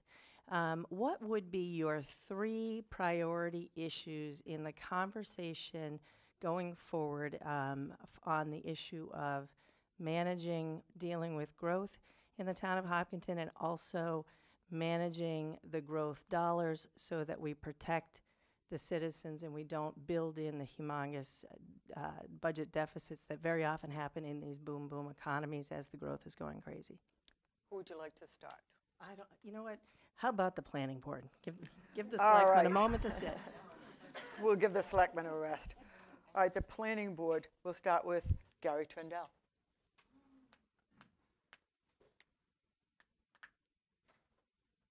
All right, thanks, Muriel, for. I heard a lot of different. There was a lot of different things there, but I think I'm just going to try and summarize. And I think 3 areas of focus that we can do, that we should be doing to help evaluate and control our growth. Is that fair? Okay. So, 3 things for me. The first is to make sure that we are looking forward at some of those properties that have the potential for future development. And a lot of people have said there's not a lot of land left to develop in town, but there actually is. And I think there may be some ways that we can maybe we can protect that land, or we can do some things to encourage that it maintains its current use. The second thing that I think is and I applaud the citizens that put forth the citizens petitions to look at limiting growth even for a short period of time. I think that's a really important conversation that we have, and I think that we need to understand the trade-offs associated with that. It might be the right option, it might not, but there are complications with it, and there's trade-offs, and I just don't know if we're in a position to answer that question. And then the third for me is one of the things that I've found is that without getting into the really complicated planning board issue here, we do have open space subdivision law or bylaws that actually encourage some preservation of land. But I don't know if the difference between that and a traditional subdevelopment are big enough to really encourage the type of growth that we want. And so to me, I think it's worth considering potentially in some zones increasing the lot requirements for new homes. And that doesn't mean that that you can't build a home on the smaller parcel of land, but you'd have to do so in that open space format that we really want to encourage. Thank you. Michael McNamara? Sure. So I'm going to go off a little bit of a tangent, but it addresses growth. So I live in a development, 30 homes, 8 of which are affordable housing. I can tell you 2 of those homes for the last 3 years are empty. That is a crime. Something's broken in this town. So we talk about affordable housing and growth, and we can't even, so like we'll call up the town and we'll say, we've got this vacant home. It's supposed to go to another Hopkinton resident. The town says, call the state. We call the state says, call the town. What the hell's up? So growth, something's friggin' broken. That's why I'm running. No, but no, honestly though, so seriously though, something's broken. That's a crime. There are 2 homes going into disrepair that should be for Hopkinton residents who grew up in town and just starting their career, and they're vacant. No one, and the town's pointing at the state's pointing at the town. So I don't know how to address that, but there's a lot of smart people, and before we start talking about building all these other homes, let's fix some of the problems we have right now with homes that are built that are going into disrepair. So sorry to go off on my soapbox. That has been a hot button for me. And it's part of the reason why I'm running as well for the planning board. Maybe I can help affect it. So, Thank you. Michael McNamara? That was just me. Oh, so, I mean, sorry. I thought you had two more. You only gave us one. All right, let's see. Patrick Atwell. Addressing the growth, like I said earlier, it has to do with the, let's take a look at that master plan. Let's pump the brakes a little bit. Let's, gain control again of all these building permits we're issuing out there. And secondly, it's that committee they talked about on the planning board the other night, that subcommittee to do studies. There has to be studies done to actually fully understand, because there are laws we have to, watch out for. You're walking a fine line dealing with people's property rights. So I think that's key, that we fully understand the laws, grab hold of that master plan, really study it, form that committee. And I think that's one way to address the growth that's happening in this town, to slow it down a little bit and just readjust. And Robert Benson? So limiting growth there's multiple things to consider. It's not just do these three things, it's going to limit growth. Just attending the last couple of planning board meetings, there's an issue with part of Legacy Farms. There was age restriction on some of the units for an elderly development. They can't make age restricted and affordable housing in the same development. So what do? The state changes the law. The planning board is confronted with this. The property developer needs to do this. What do? Worrying about limiting the growth of town, they have an issue in front of them. Like, if you could rewind time, that whole project was originally not supposed to be built by as part of Legacy Farms. That was zoned as residential, zoned as industrial. Then it got rezoned at town meeting to be affordable housing, part of a plus 55 community. So looking forward, it's just making better decisions and more informed decisions of what's going to happen as a result of decisions. So I think number one, just making informed decisions with the information kind of in front of you. Number two, there needs to be an evaluation of some of the zoning bylaws and bringing those to town meeting and putting forth proposals that can kind of protect some of the future growth.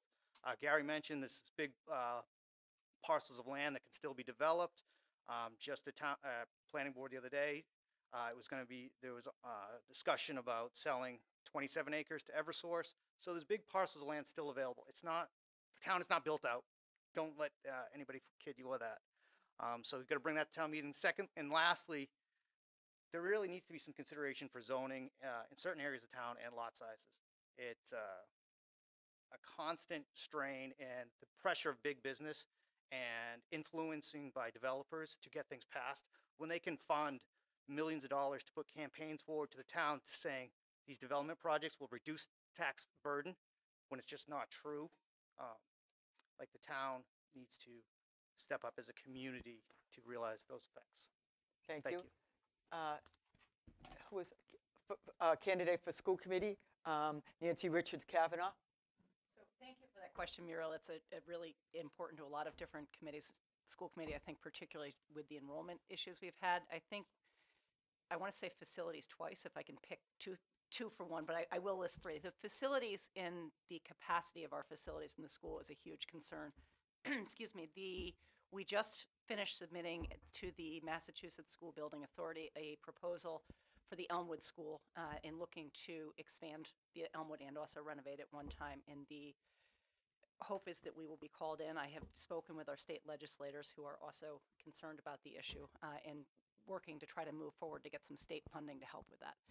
The other issue that is likely going to come up would be the high school is nearing capacity, and actually all of our schools except for Marathon are really nearing capacity. Elmwood, which we had hoped with the preschool moving out to move into Marathon, would have more of a buffer. We have in what is our modular classroom there, modular is a portable classroom that we put in maybe 10 years ago. It is taken up by two groups of students that are being taught by two different teachers for English language learners, so that there is just not a lot of space even there. So we're looking to move forward on a building project, but that's likely probably going to take, if Marathon is our experience, 5 years to bring it. So we're going to be looking probably at some modular classrooms across the district in different buildings. So working with the state legislators, working with the MSBA on building, working to find cost-effective things, like in some cases it would be modular classrooms, and working to reconfigure some of the space that we have that's not being used for instruction to be used as instructional space so that we can keep our class sizes manageable by spreading them out. So that's one, and I know I'm running short on time. My other concern is staffing and making sure that we're able to maintain an appropriate staffing level to provide the excellence in our education without exploding our budget. So that's, we do have, you know, different ways we've tried to reconfigure things in our budget to keep it manageable. Thank you. Mary Jo Lafreniere, a candidate for selectman. I just wanted to say that new growth and growing pains as we're experiencing them are very stressful fiduciary-wise and emotional-wise for the people of the town. And I think that in the past, some people on boards are mixing up new growth that the assessors get with new growth for development. And what you have to do when you look at development is not just look at the new growth figure you're going to get once immediately built, because that's going to go away in a year or so. You have to look at what else it's going to cost us to bring in this development. How many children, what it's going to cost, what the streets are going to cost, what the snow plowing is going to cost. That is not new growth. New growth is only the additions or the building themselves. And in the next year, it's gone. It's not part of our new growth.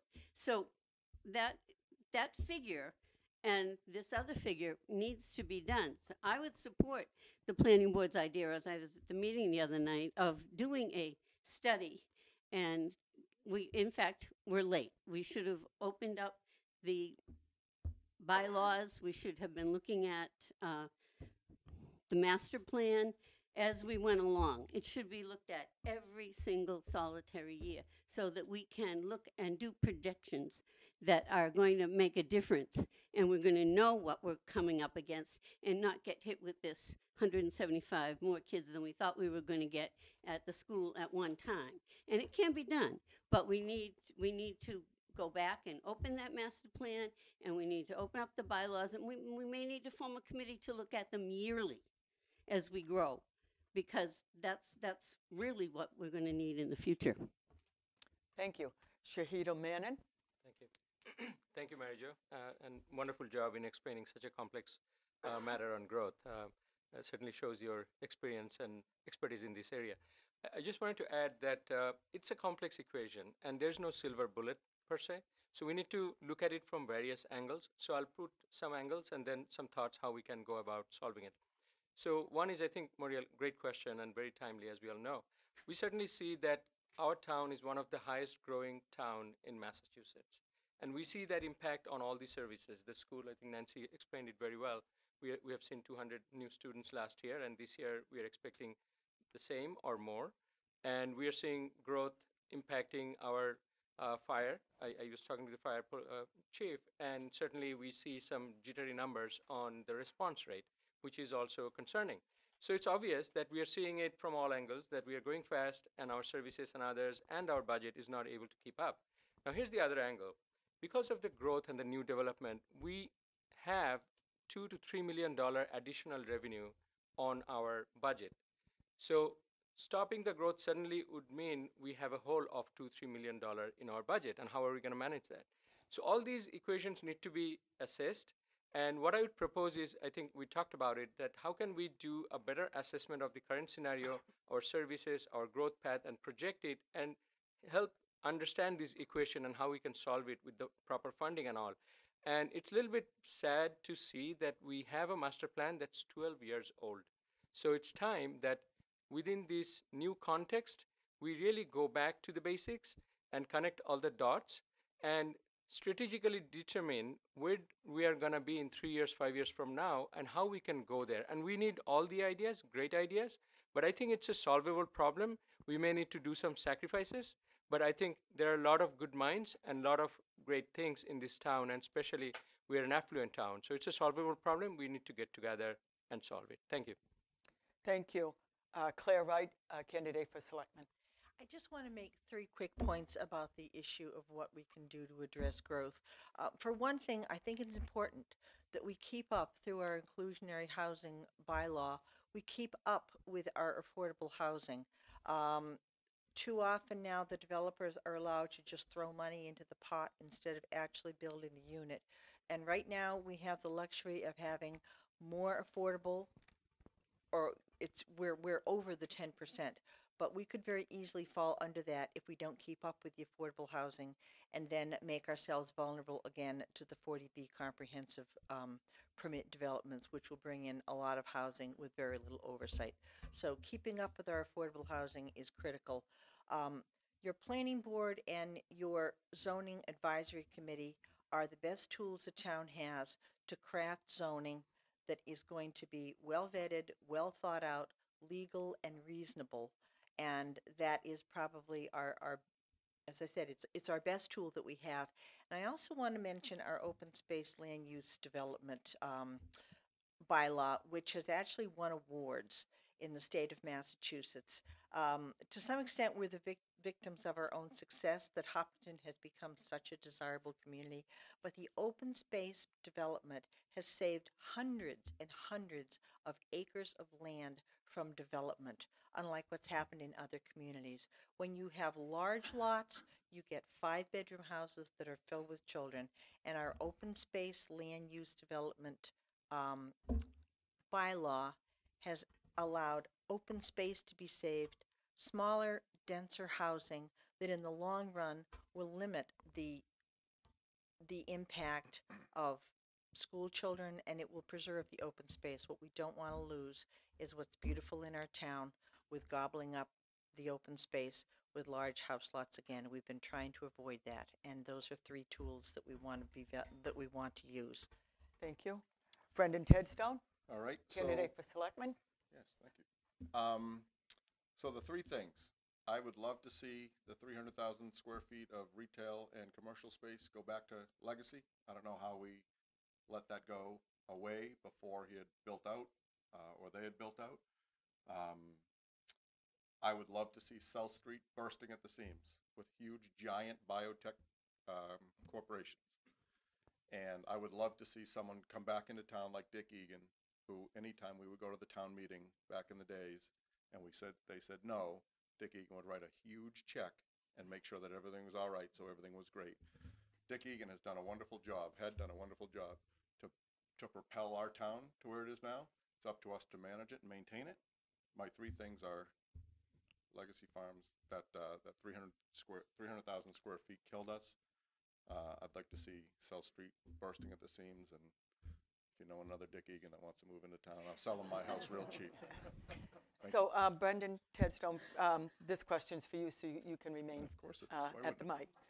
You were recently spotted in town wearing a Make Hopkinton Great Again hat, and your campaign sign says that you were born here, raised here, and serve here. Keeping all this in mind, what is your vision about making Hopkinton great again, and what steps will you take to make this happen? So whoever sent that in was 3 years late. Make Hopkinton Great Again was 3 years ago.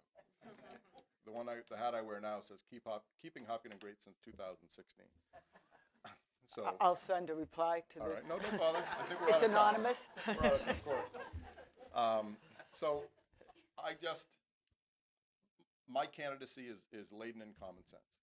I didn't go to MIT. I grew up in Hopkinton. I'm 7 generations, like I've said. I love the town. I don't know anyone who loves it more. You'll never see me in green and white with orange, because when I grew up, there was no orange in green and white.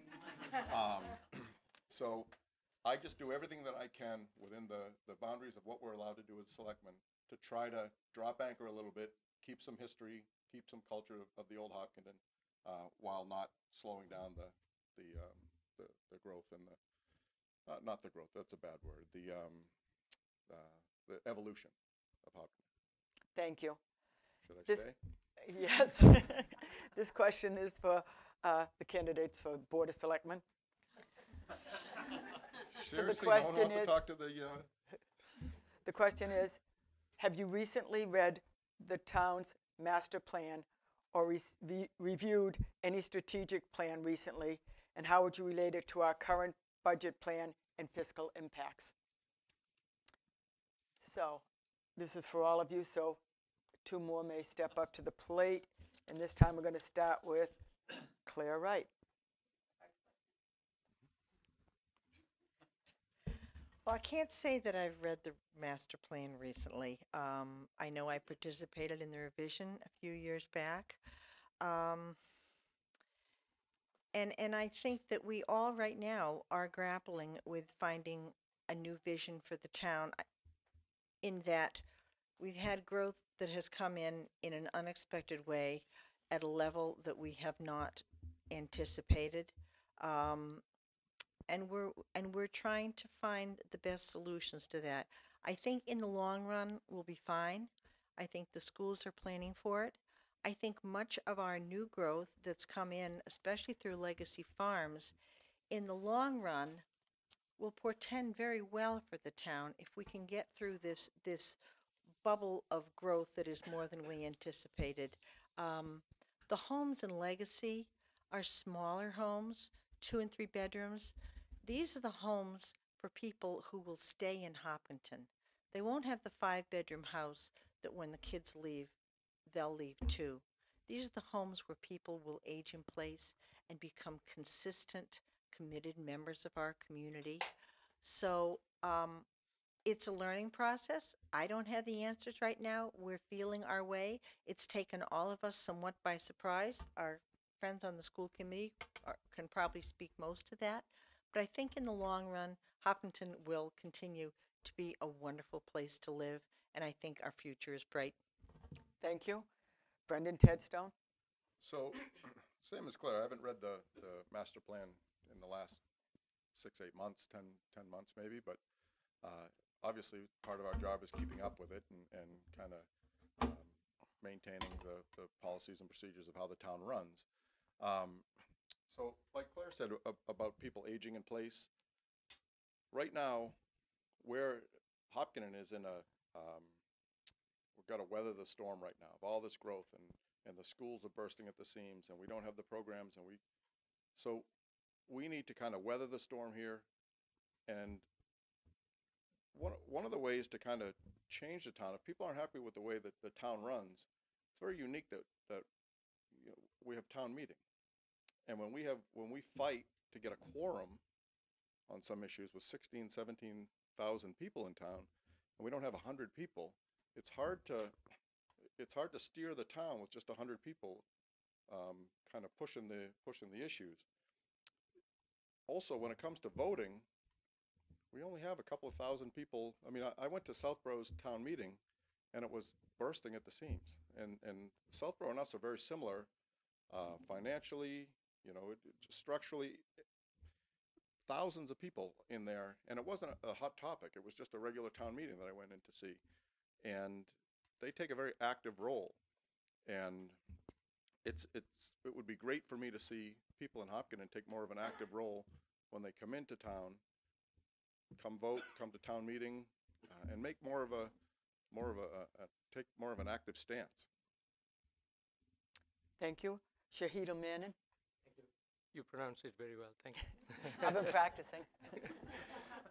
So I just want to add that obviously it shows that we are not in sync with our master plan or strategic plan, and that's exactly what I am referring to time and time again, that we do need to go back to the basics and have a very elaborate and well understood and well connected strategic plan. The master plan we have, I've read it, and I often go back to it when I'm working on the budget committee, and I really admire it because when it was done, a lot of effort was put in it, a lot of good thoughts, and built a lot of good framework that we have based our town's growth over the years. But then again, it's 12 years old. A strategic plan and master plan only can go 3 to 5 years in reality, and with course correction during the process. So obviously, somewhere down the path, we forgot about it. And then we are focused on urgent issue by issue, which is important, and forgot to look at the bigger picture. So I feel like we are looking at trees so closely that we are missing the forest. And that may actually come back to haunt us. That's my fear. And you've all heard how the growth is booming and how it's impacting all the various areas. If we don't have that larger view, we're not going to know how we are going to manage it, cope it, and be and where we are going to be. I'm not going to be a skies falling note person, but I'm just saying this is something a great town like us, a great leadership that comes from this town. We need to address it, and in order to address it, I think again I mentioned it earlier that we need to take all these into account and make sure we understand the priorities, we understand where the money is coming from, where it's going, how the allocations can be best met. Our schools are the jewels of the town. I would certainly focus on that. We need to manage the taxes, and we need to look at new growth on the commercial side and reduce the burden of these 84% taxes being on residential alone. All these combined, there can be a solution. We run businesses in a more holistic way and long-term vision, with long-term vision.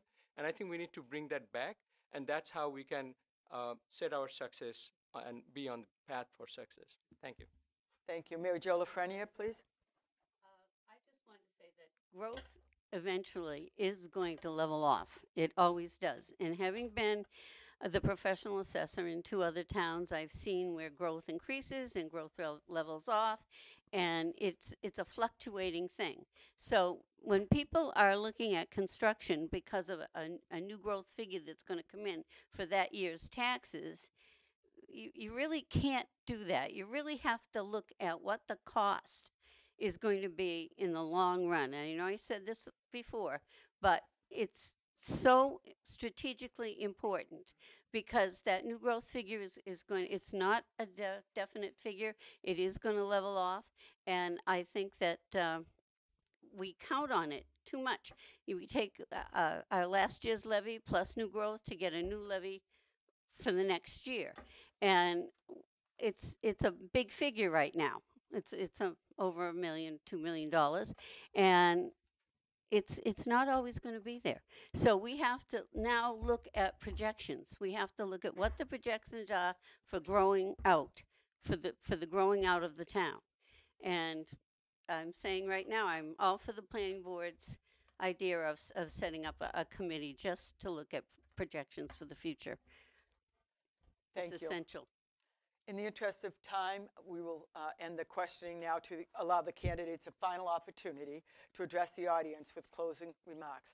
Once again, there's a 2-minute limit, and this time we'll reverse the order. So our first speaker will be the school committee candidate, Nancy Richards Kavanaugh. Thank you, and thank you all for coming and for those who tuned in from home to follow along in this important process for our town. We heard a lot about growth tonight and a lot about concerns that people have, and I just want to say I think this is the time we're going to buckle down in the storm and make it through together. I think moving forward, the collaboration across town boards and committees is going to be increasingly important in making sure that we're bringing all of our residents along with us, that we're including the new people, that we're making sure that people aren't left behind because they can't afford their homes, because they feel left out somehow. And the inclusion it's important in the town, it's important in the schools, and I look forward to all of the candidates here. I'm impressed with everybody who has stepped up and those who are running for re-election. So just really want to thank you very much again for hosting us, and thank you for HCAM, and look forward to seeing you all at town meeting and again at the polls. Thank you. Thank you. For planning board, the candidate for the 1-year position, Patrick Atwell. Thanks again for having this wonderful event this evening. Like I said earlier, growth, sudden boom, it's time to take control. With my experience, I said in law, studying law, applying law, I think I'd be a great asset to the planning board.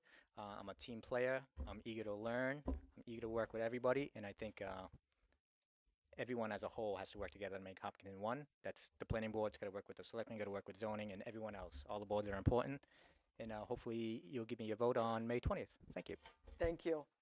The planning board candidate for the 2-year position, Michael McNamara. All right, hi everyone. Thanks again for having me, having us.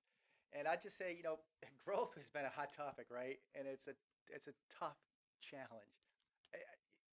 It's fun. I like taking on challenges. That's what I've done in my career. Always trying to look for that next challenge, that next wave. As I said, I'm finishing my term on the library trustees. That was awesome. I saw it go from the old to the new. Now I'm looking for a new challenge, and I think there's a lot of challenges on the planning board. You heard me get on my soapbox about affordable housing, how that's an issue in this town. That needs to be fixed, man. Two freaking empty homes that's been sitting empty for 2 to 3 years is wrong. It's a crime. So something's broken. I don't know if I can fix that, but I sure as hell will try and help. So thank you for your time. Thank you. Robert Benson, candidate for the 2-year position for Planning Board. I'd like to thank the Hopkins Women's Club once again and HCAM for holding the evening. So I first attended Hopkins Town meeting in 2007 when it was up for debate if the town was going to put on the ballot to buy Mezit land, which is now Legacy Farms. So at that time, there was about 1,000 people in the middle school auditorium, which was my high school auditorium, meant to hold about 600 people. That's the auditorium I graduated from high school at. It was about 95 degrees in there. The meeting went to hours. The first vote of 3 happened at about 11 p.m. I had never been to one before. I didn't know someone could call for a revote. A revote happens. People are leaving. People are coming. And that was my first glimpse into Hopkins town government and why it was so important to be involved and why I'm running today. I think it's important for people like myself who have a vested interest in the town, are not going anywhere, and want to bring a bright future for the future generations of Hopkins and the people, the citizens of town. So, like I said, I've lived in Hopkins most of my life. I volunteer at Hopkins Youth Basketball, Hopkins Youth Soccer, Little League. I played in those leagues growing up, graduated from Hopkins, played sports there, and never been a politician working in town government. I look at it now as an opportunity for me to give back. I've been busy starting my life with my wife, focusing on my career, and raising our twin 8-year-old boys that are in 3rd grade. And so I really appreciate your vote on May 20th. I'll do my best to bring everybody's voices that I can talk to the planning board and help that input in planning board meetings and planning board votes. But by and large, it's a position of 1 in a 9-member board, and I want to work with the other members to help shape the future of Hopkins. Thank you for your time. Thank you. Gary Trendell, Planning Board candidate for the 5-year position. Thanks again to the Women's Committee and to HCAM. I just want to hit on a couple of things that were said that I think are worth clarifying. Number one, from a master plan. The master plan was updated in 2017, and if you haven't read it, I encourage you to. In some ways, it may be a little bit of utopia. It tries to be everything to everybody, but I think it's a really worthwhile document, and I think it does project a vision for what we want to be. Secondly, I know we talked a lot about growth, and this isn't the first time Hopkins dealt with this. And even going back to our planning board meeting on Monday, we talked about a subcommittee and a report from 1995 of which the town was faced with this very, very rapid growth challenge, and the town dealt with it, and we continued to thrive, and the reality is we're going to continue to thrive again now. And I think to some degree growth is a function of being a really desirable place to live. And for all of us, not all of us, Brendan was born here, but most of us moved here at some point in our lives, and we're part of that growth statistic. So the sky isn't necessarily falling. There are ways that we can get through this, and it's time for us to rally around to do that. And the last point I make, and I realize I'm preaching to the choir here, but we're a community that's run by volunteers, and I applaud everyone for being involved and for being here.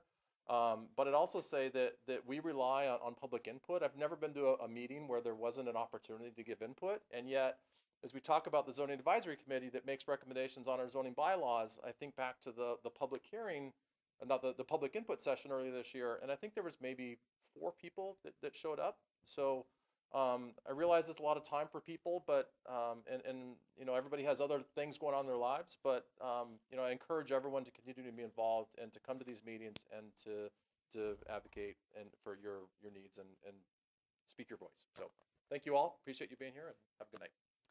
Thank you. The next 2 candidates are for Parks and Recreation Commission. We'll start with Peter Edwards. Thank you again to the Women's Club for inviting us. This has been very informative. Obviously, a lot of talk about growth, not much Parks and Rec, which is fine. And I can't stop thinking about kind of like the situation of the growth. So I just wanted to say this is, if you've ever been on like the T say after a Red Sox game and there's thousands of people trying to get on the same subway. We're basically in that situation. We're tight, we're standing next to each other. But things will kind of shake out. You get a little more comfortable, you get to know the person next to you, and everything is fine. You'll make it home. So I think I really enjoy, I think a lot of people have the same spirit, and I agree with, I think Hopkinton's always been a step above a lot of other places in that we are very inclusionary. And then from a Parks and Rec standpoint, my goal would just to be to maintain and continue the services that we have and hopefully enhance them. So thank you. Thank you. Cynthia Estheimer? We are fortunate to have a wonderful Parks and Recreation department in this town. It is not broken and does not need to be fixed. However, we do need to support, and the job of a commissioner of Parks and Rec is an oversight role. And as such, I think a strength of mine will be to listen, to support the director for all that he does for us, for adults, for children, the outstanding programming that we have that covers the STEM program, the babysitting and CPR programs, adult and children, sports, the Fruit Street, the coming dog part. That is just so much going on that needs the support from a good commission. So please consider my vote for Parks and Rec. Thank you. Thank you. We'll now hear from the Board of Library Trustees, 3-year positions for 2 candidates, and we'll start with Susan Porter.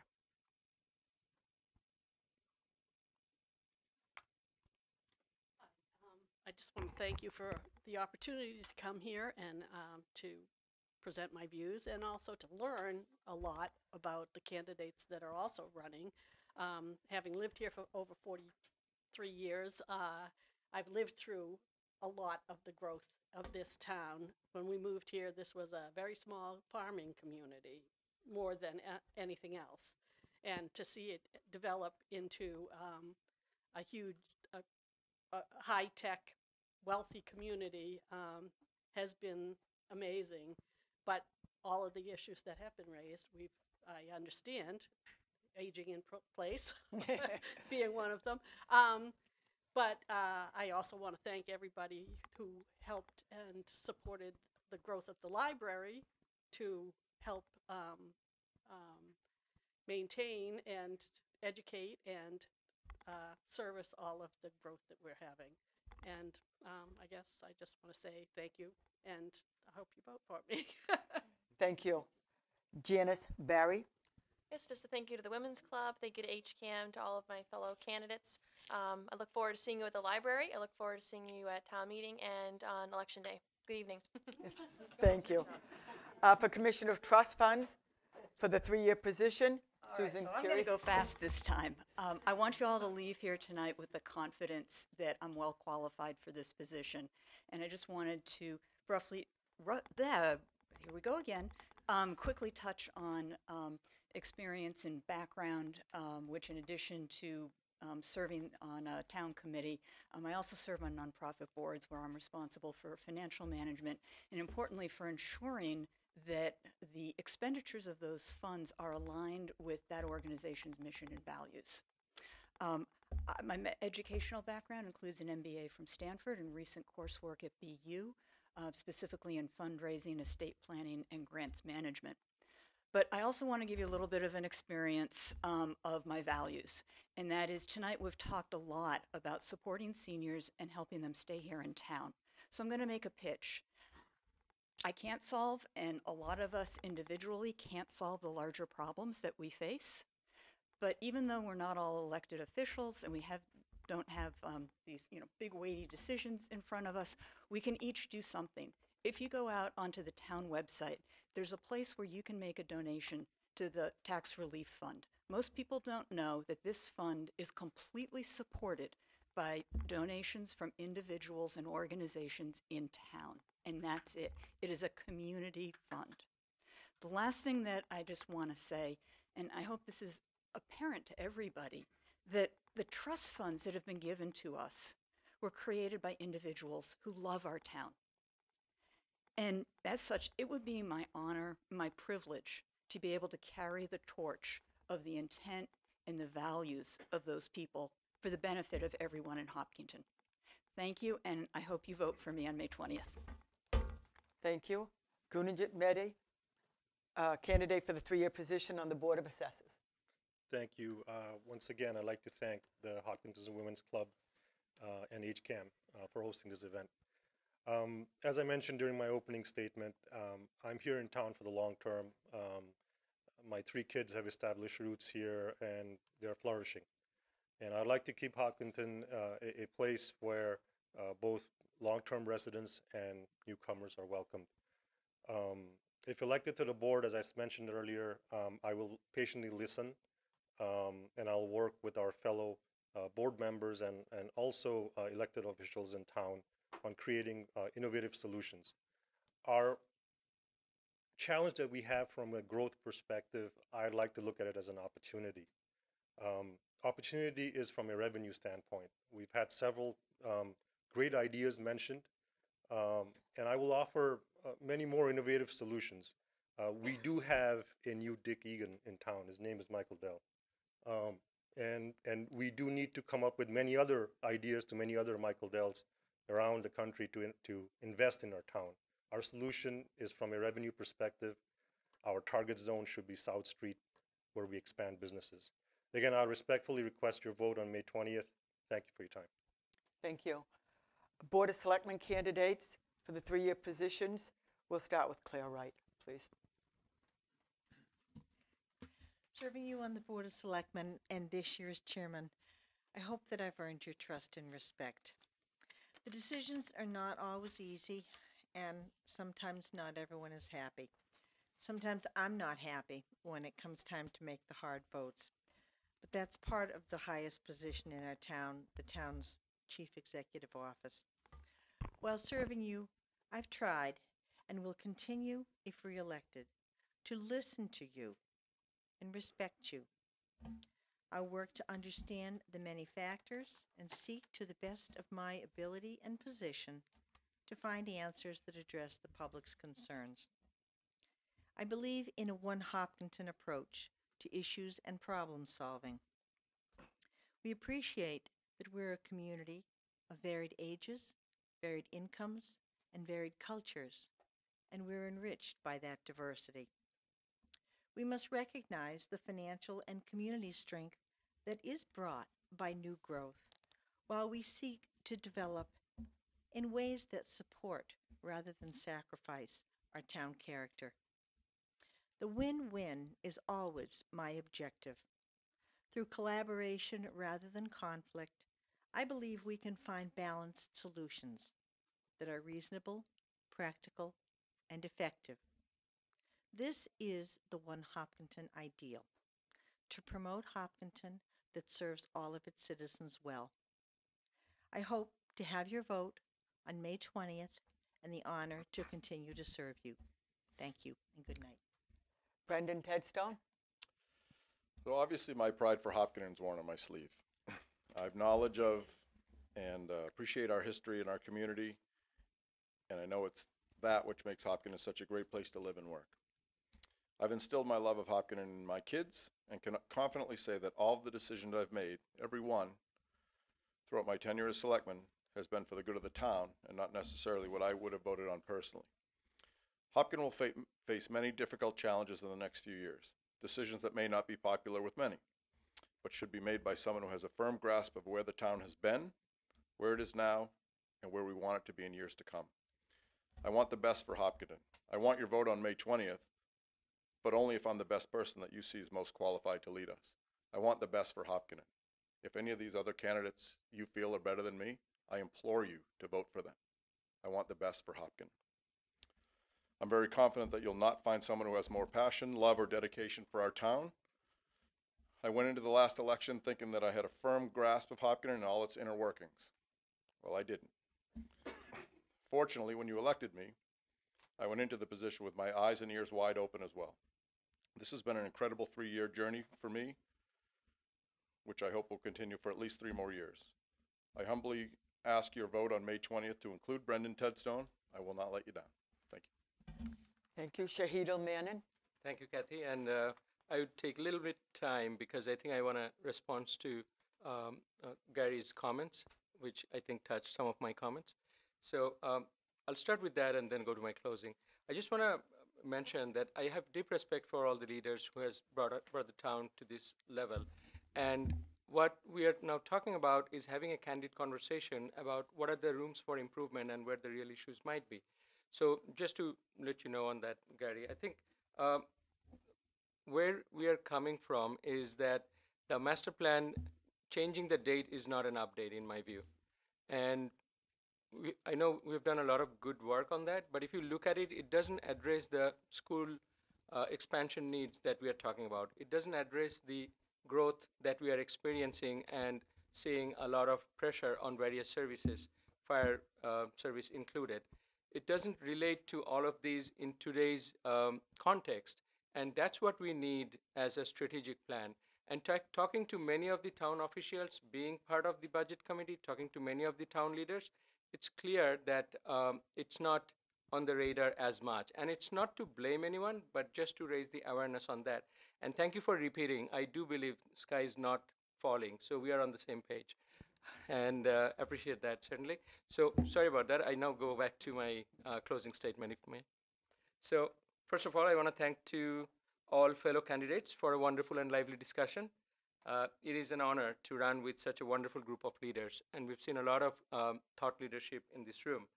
I believe I'm uniquely qualified with my experience and expertise working in Appropriations Committee for 4 years and decades of corporate leadership. As a leader of the town, I can add new strategic perspective, budget oversight, and planning to manage growth.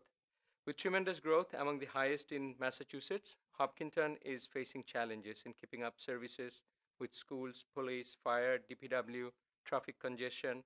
I will work on comprehensive strategic plan, connecting growth to budget and detailed execution roadmap to ensure our town's future. I apologize. Do I get the extra time or not? No. Okay. It's getting close to my bedtime. No problem. So I love this town. We are invested here, raising our kids and building our lives here. As your next selectman, I will listen to your voice. I will represent every citizen of Hopkinton. I will work with fellow fine selectmen, town administration, school and other committees. I humbly ask for your vote on May 20. Thank you. Thank you. Mary Jo Lafreniere. I too remember experiences with growth in the past in this town, and I don't think that the sky is falling. However, I think one of our biggest challenges is to how to deal with those that are having a real problem managing the situation of new growth. Our seniors on fixed income and various other people that are having a really hard time with their taxes. We have to find a way to help those people and get them involved. I also agree with Gary that we need more volunteerism, and through volunteerism you learn a lot, you become a part of the community. I have been a volunteer on 5 or 6 boards. I just spent my 35th year on the Marathon Committee, which is going to be my last. I have been a founding member of your Trust Fund Commission, and I have been on the Marathon Fund Committee and the Tax Relief Committee, along as an elected member of your Board of Assessors.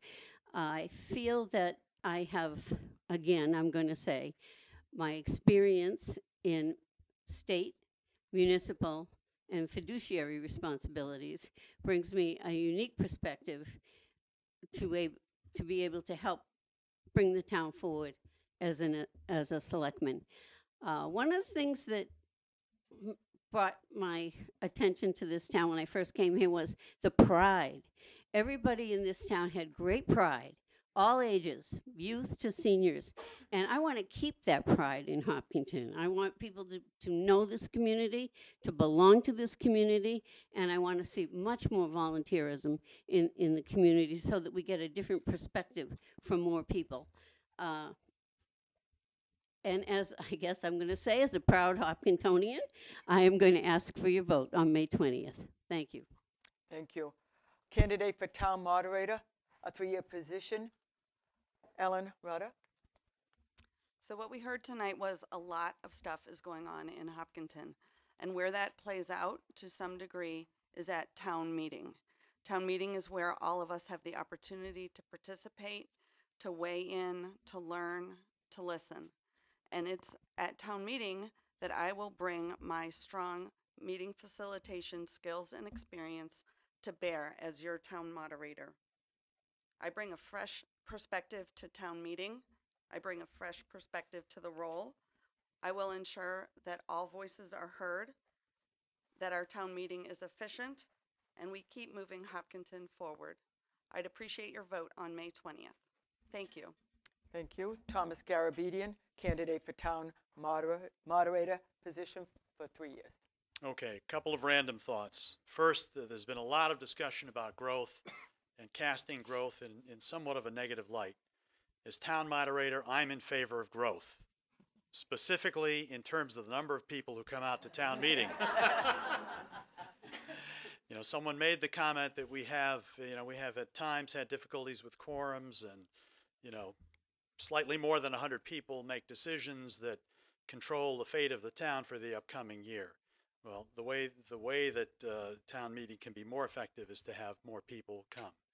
And in the process of having more people come, and with a commitment that's usually about 8 hours long over 2 evenings, it is important that the meeting be run appropriately and that it be run effectively, that the dignity of each of the participants is honored, and I think I've demonstrated the ability to do that over the past several years, both recognizing the dignity of the people who are speaking at town meeting, as well as recognizing the gravity of the discussions that we're having.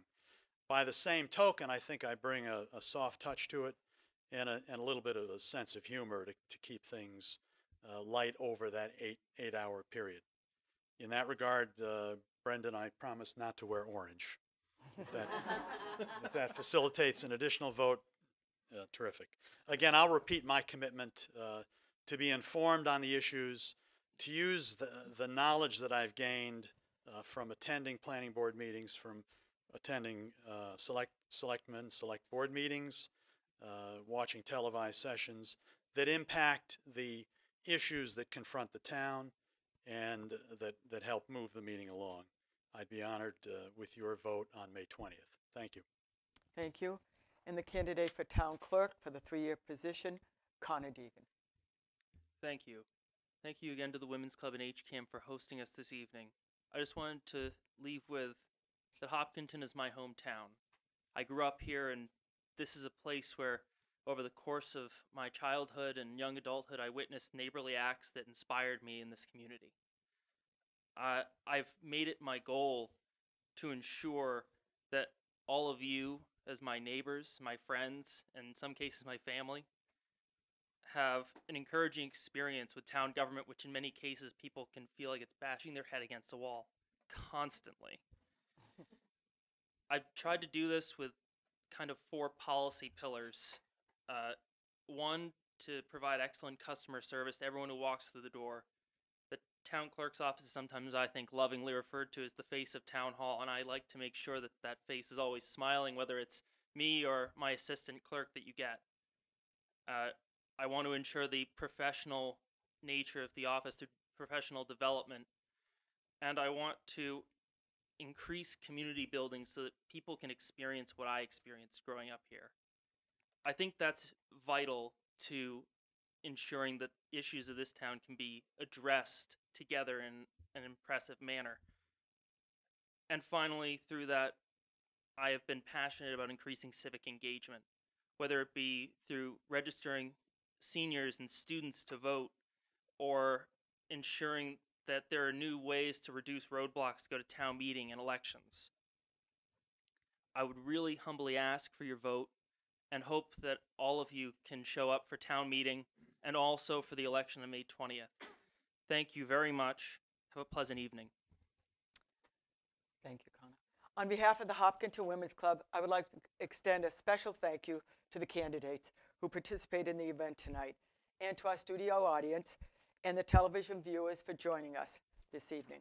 I also want to acknowledge the HCAM TV staff and crew for making this broadcast possible.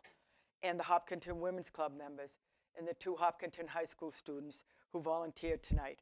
We hope this program has been informative, and we encourage all registered voters to vote in our town election on Monday, May 20th. All Hopkinton precincts vote at the middle school between the hours of 7 a.m. and 8 p.m. Absentee ballots are available at the town clerk's office. We now invite all the people that are here in our live audience to join us for an informal reception, home-baked cookies, and connect with the other candidates. Thank you, everyone, and good evening.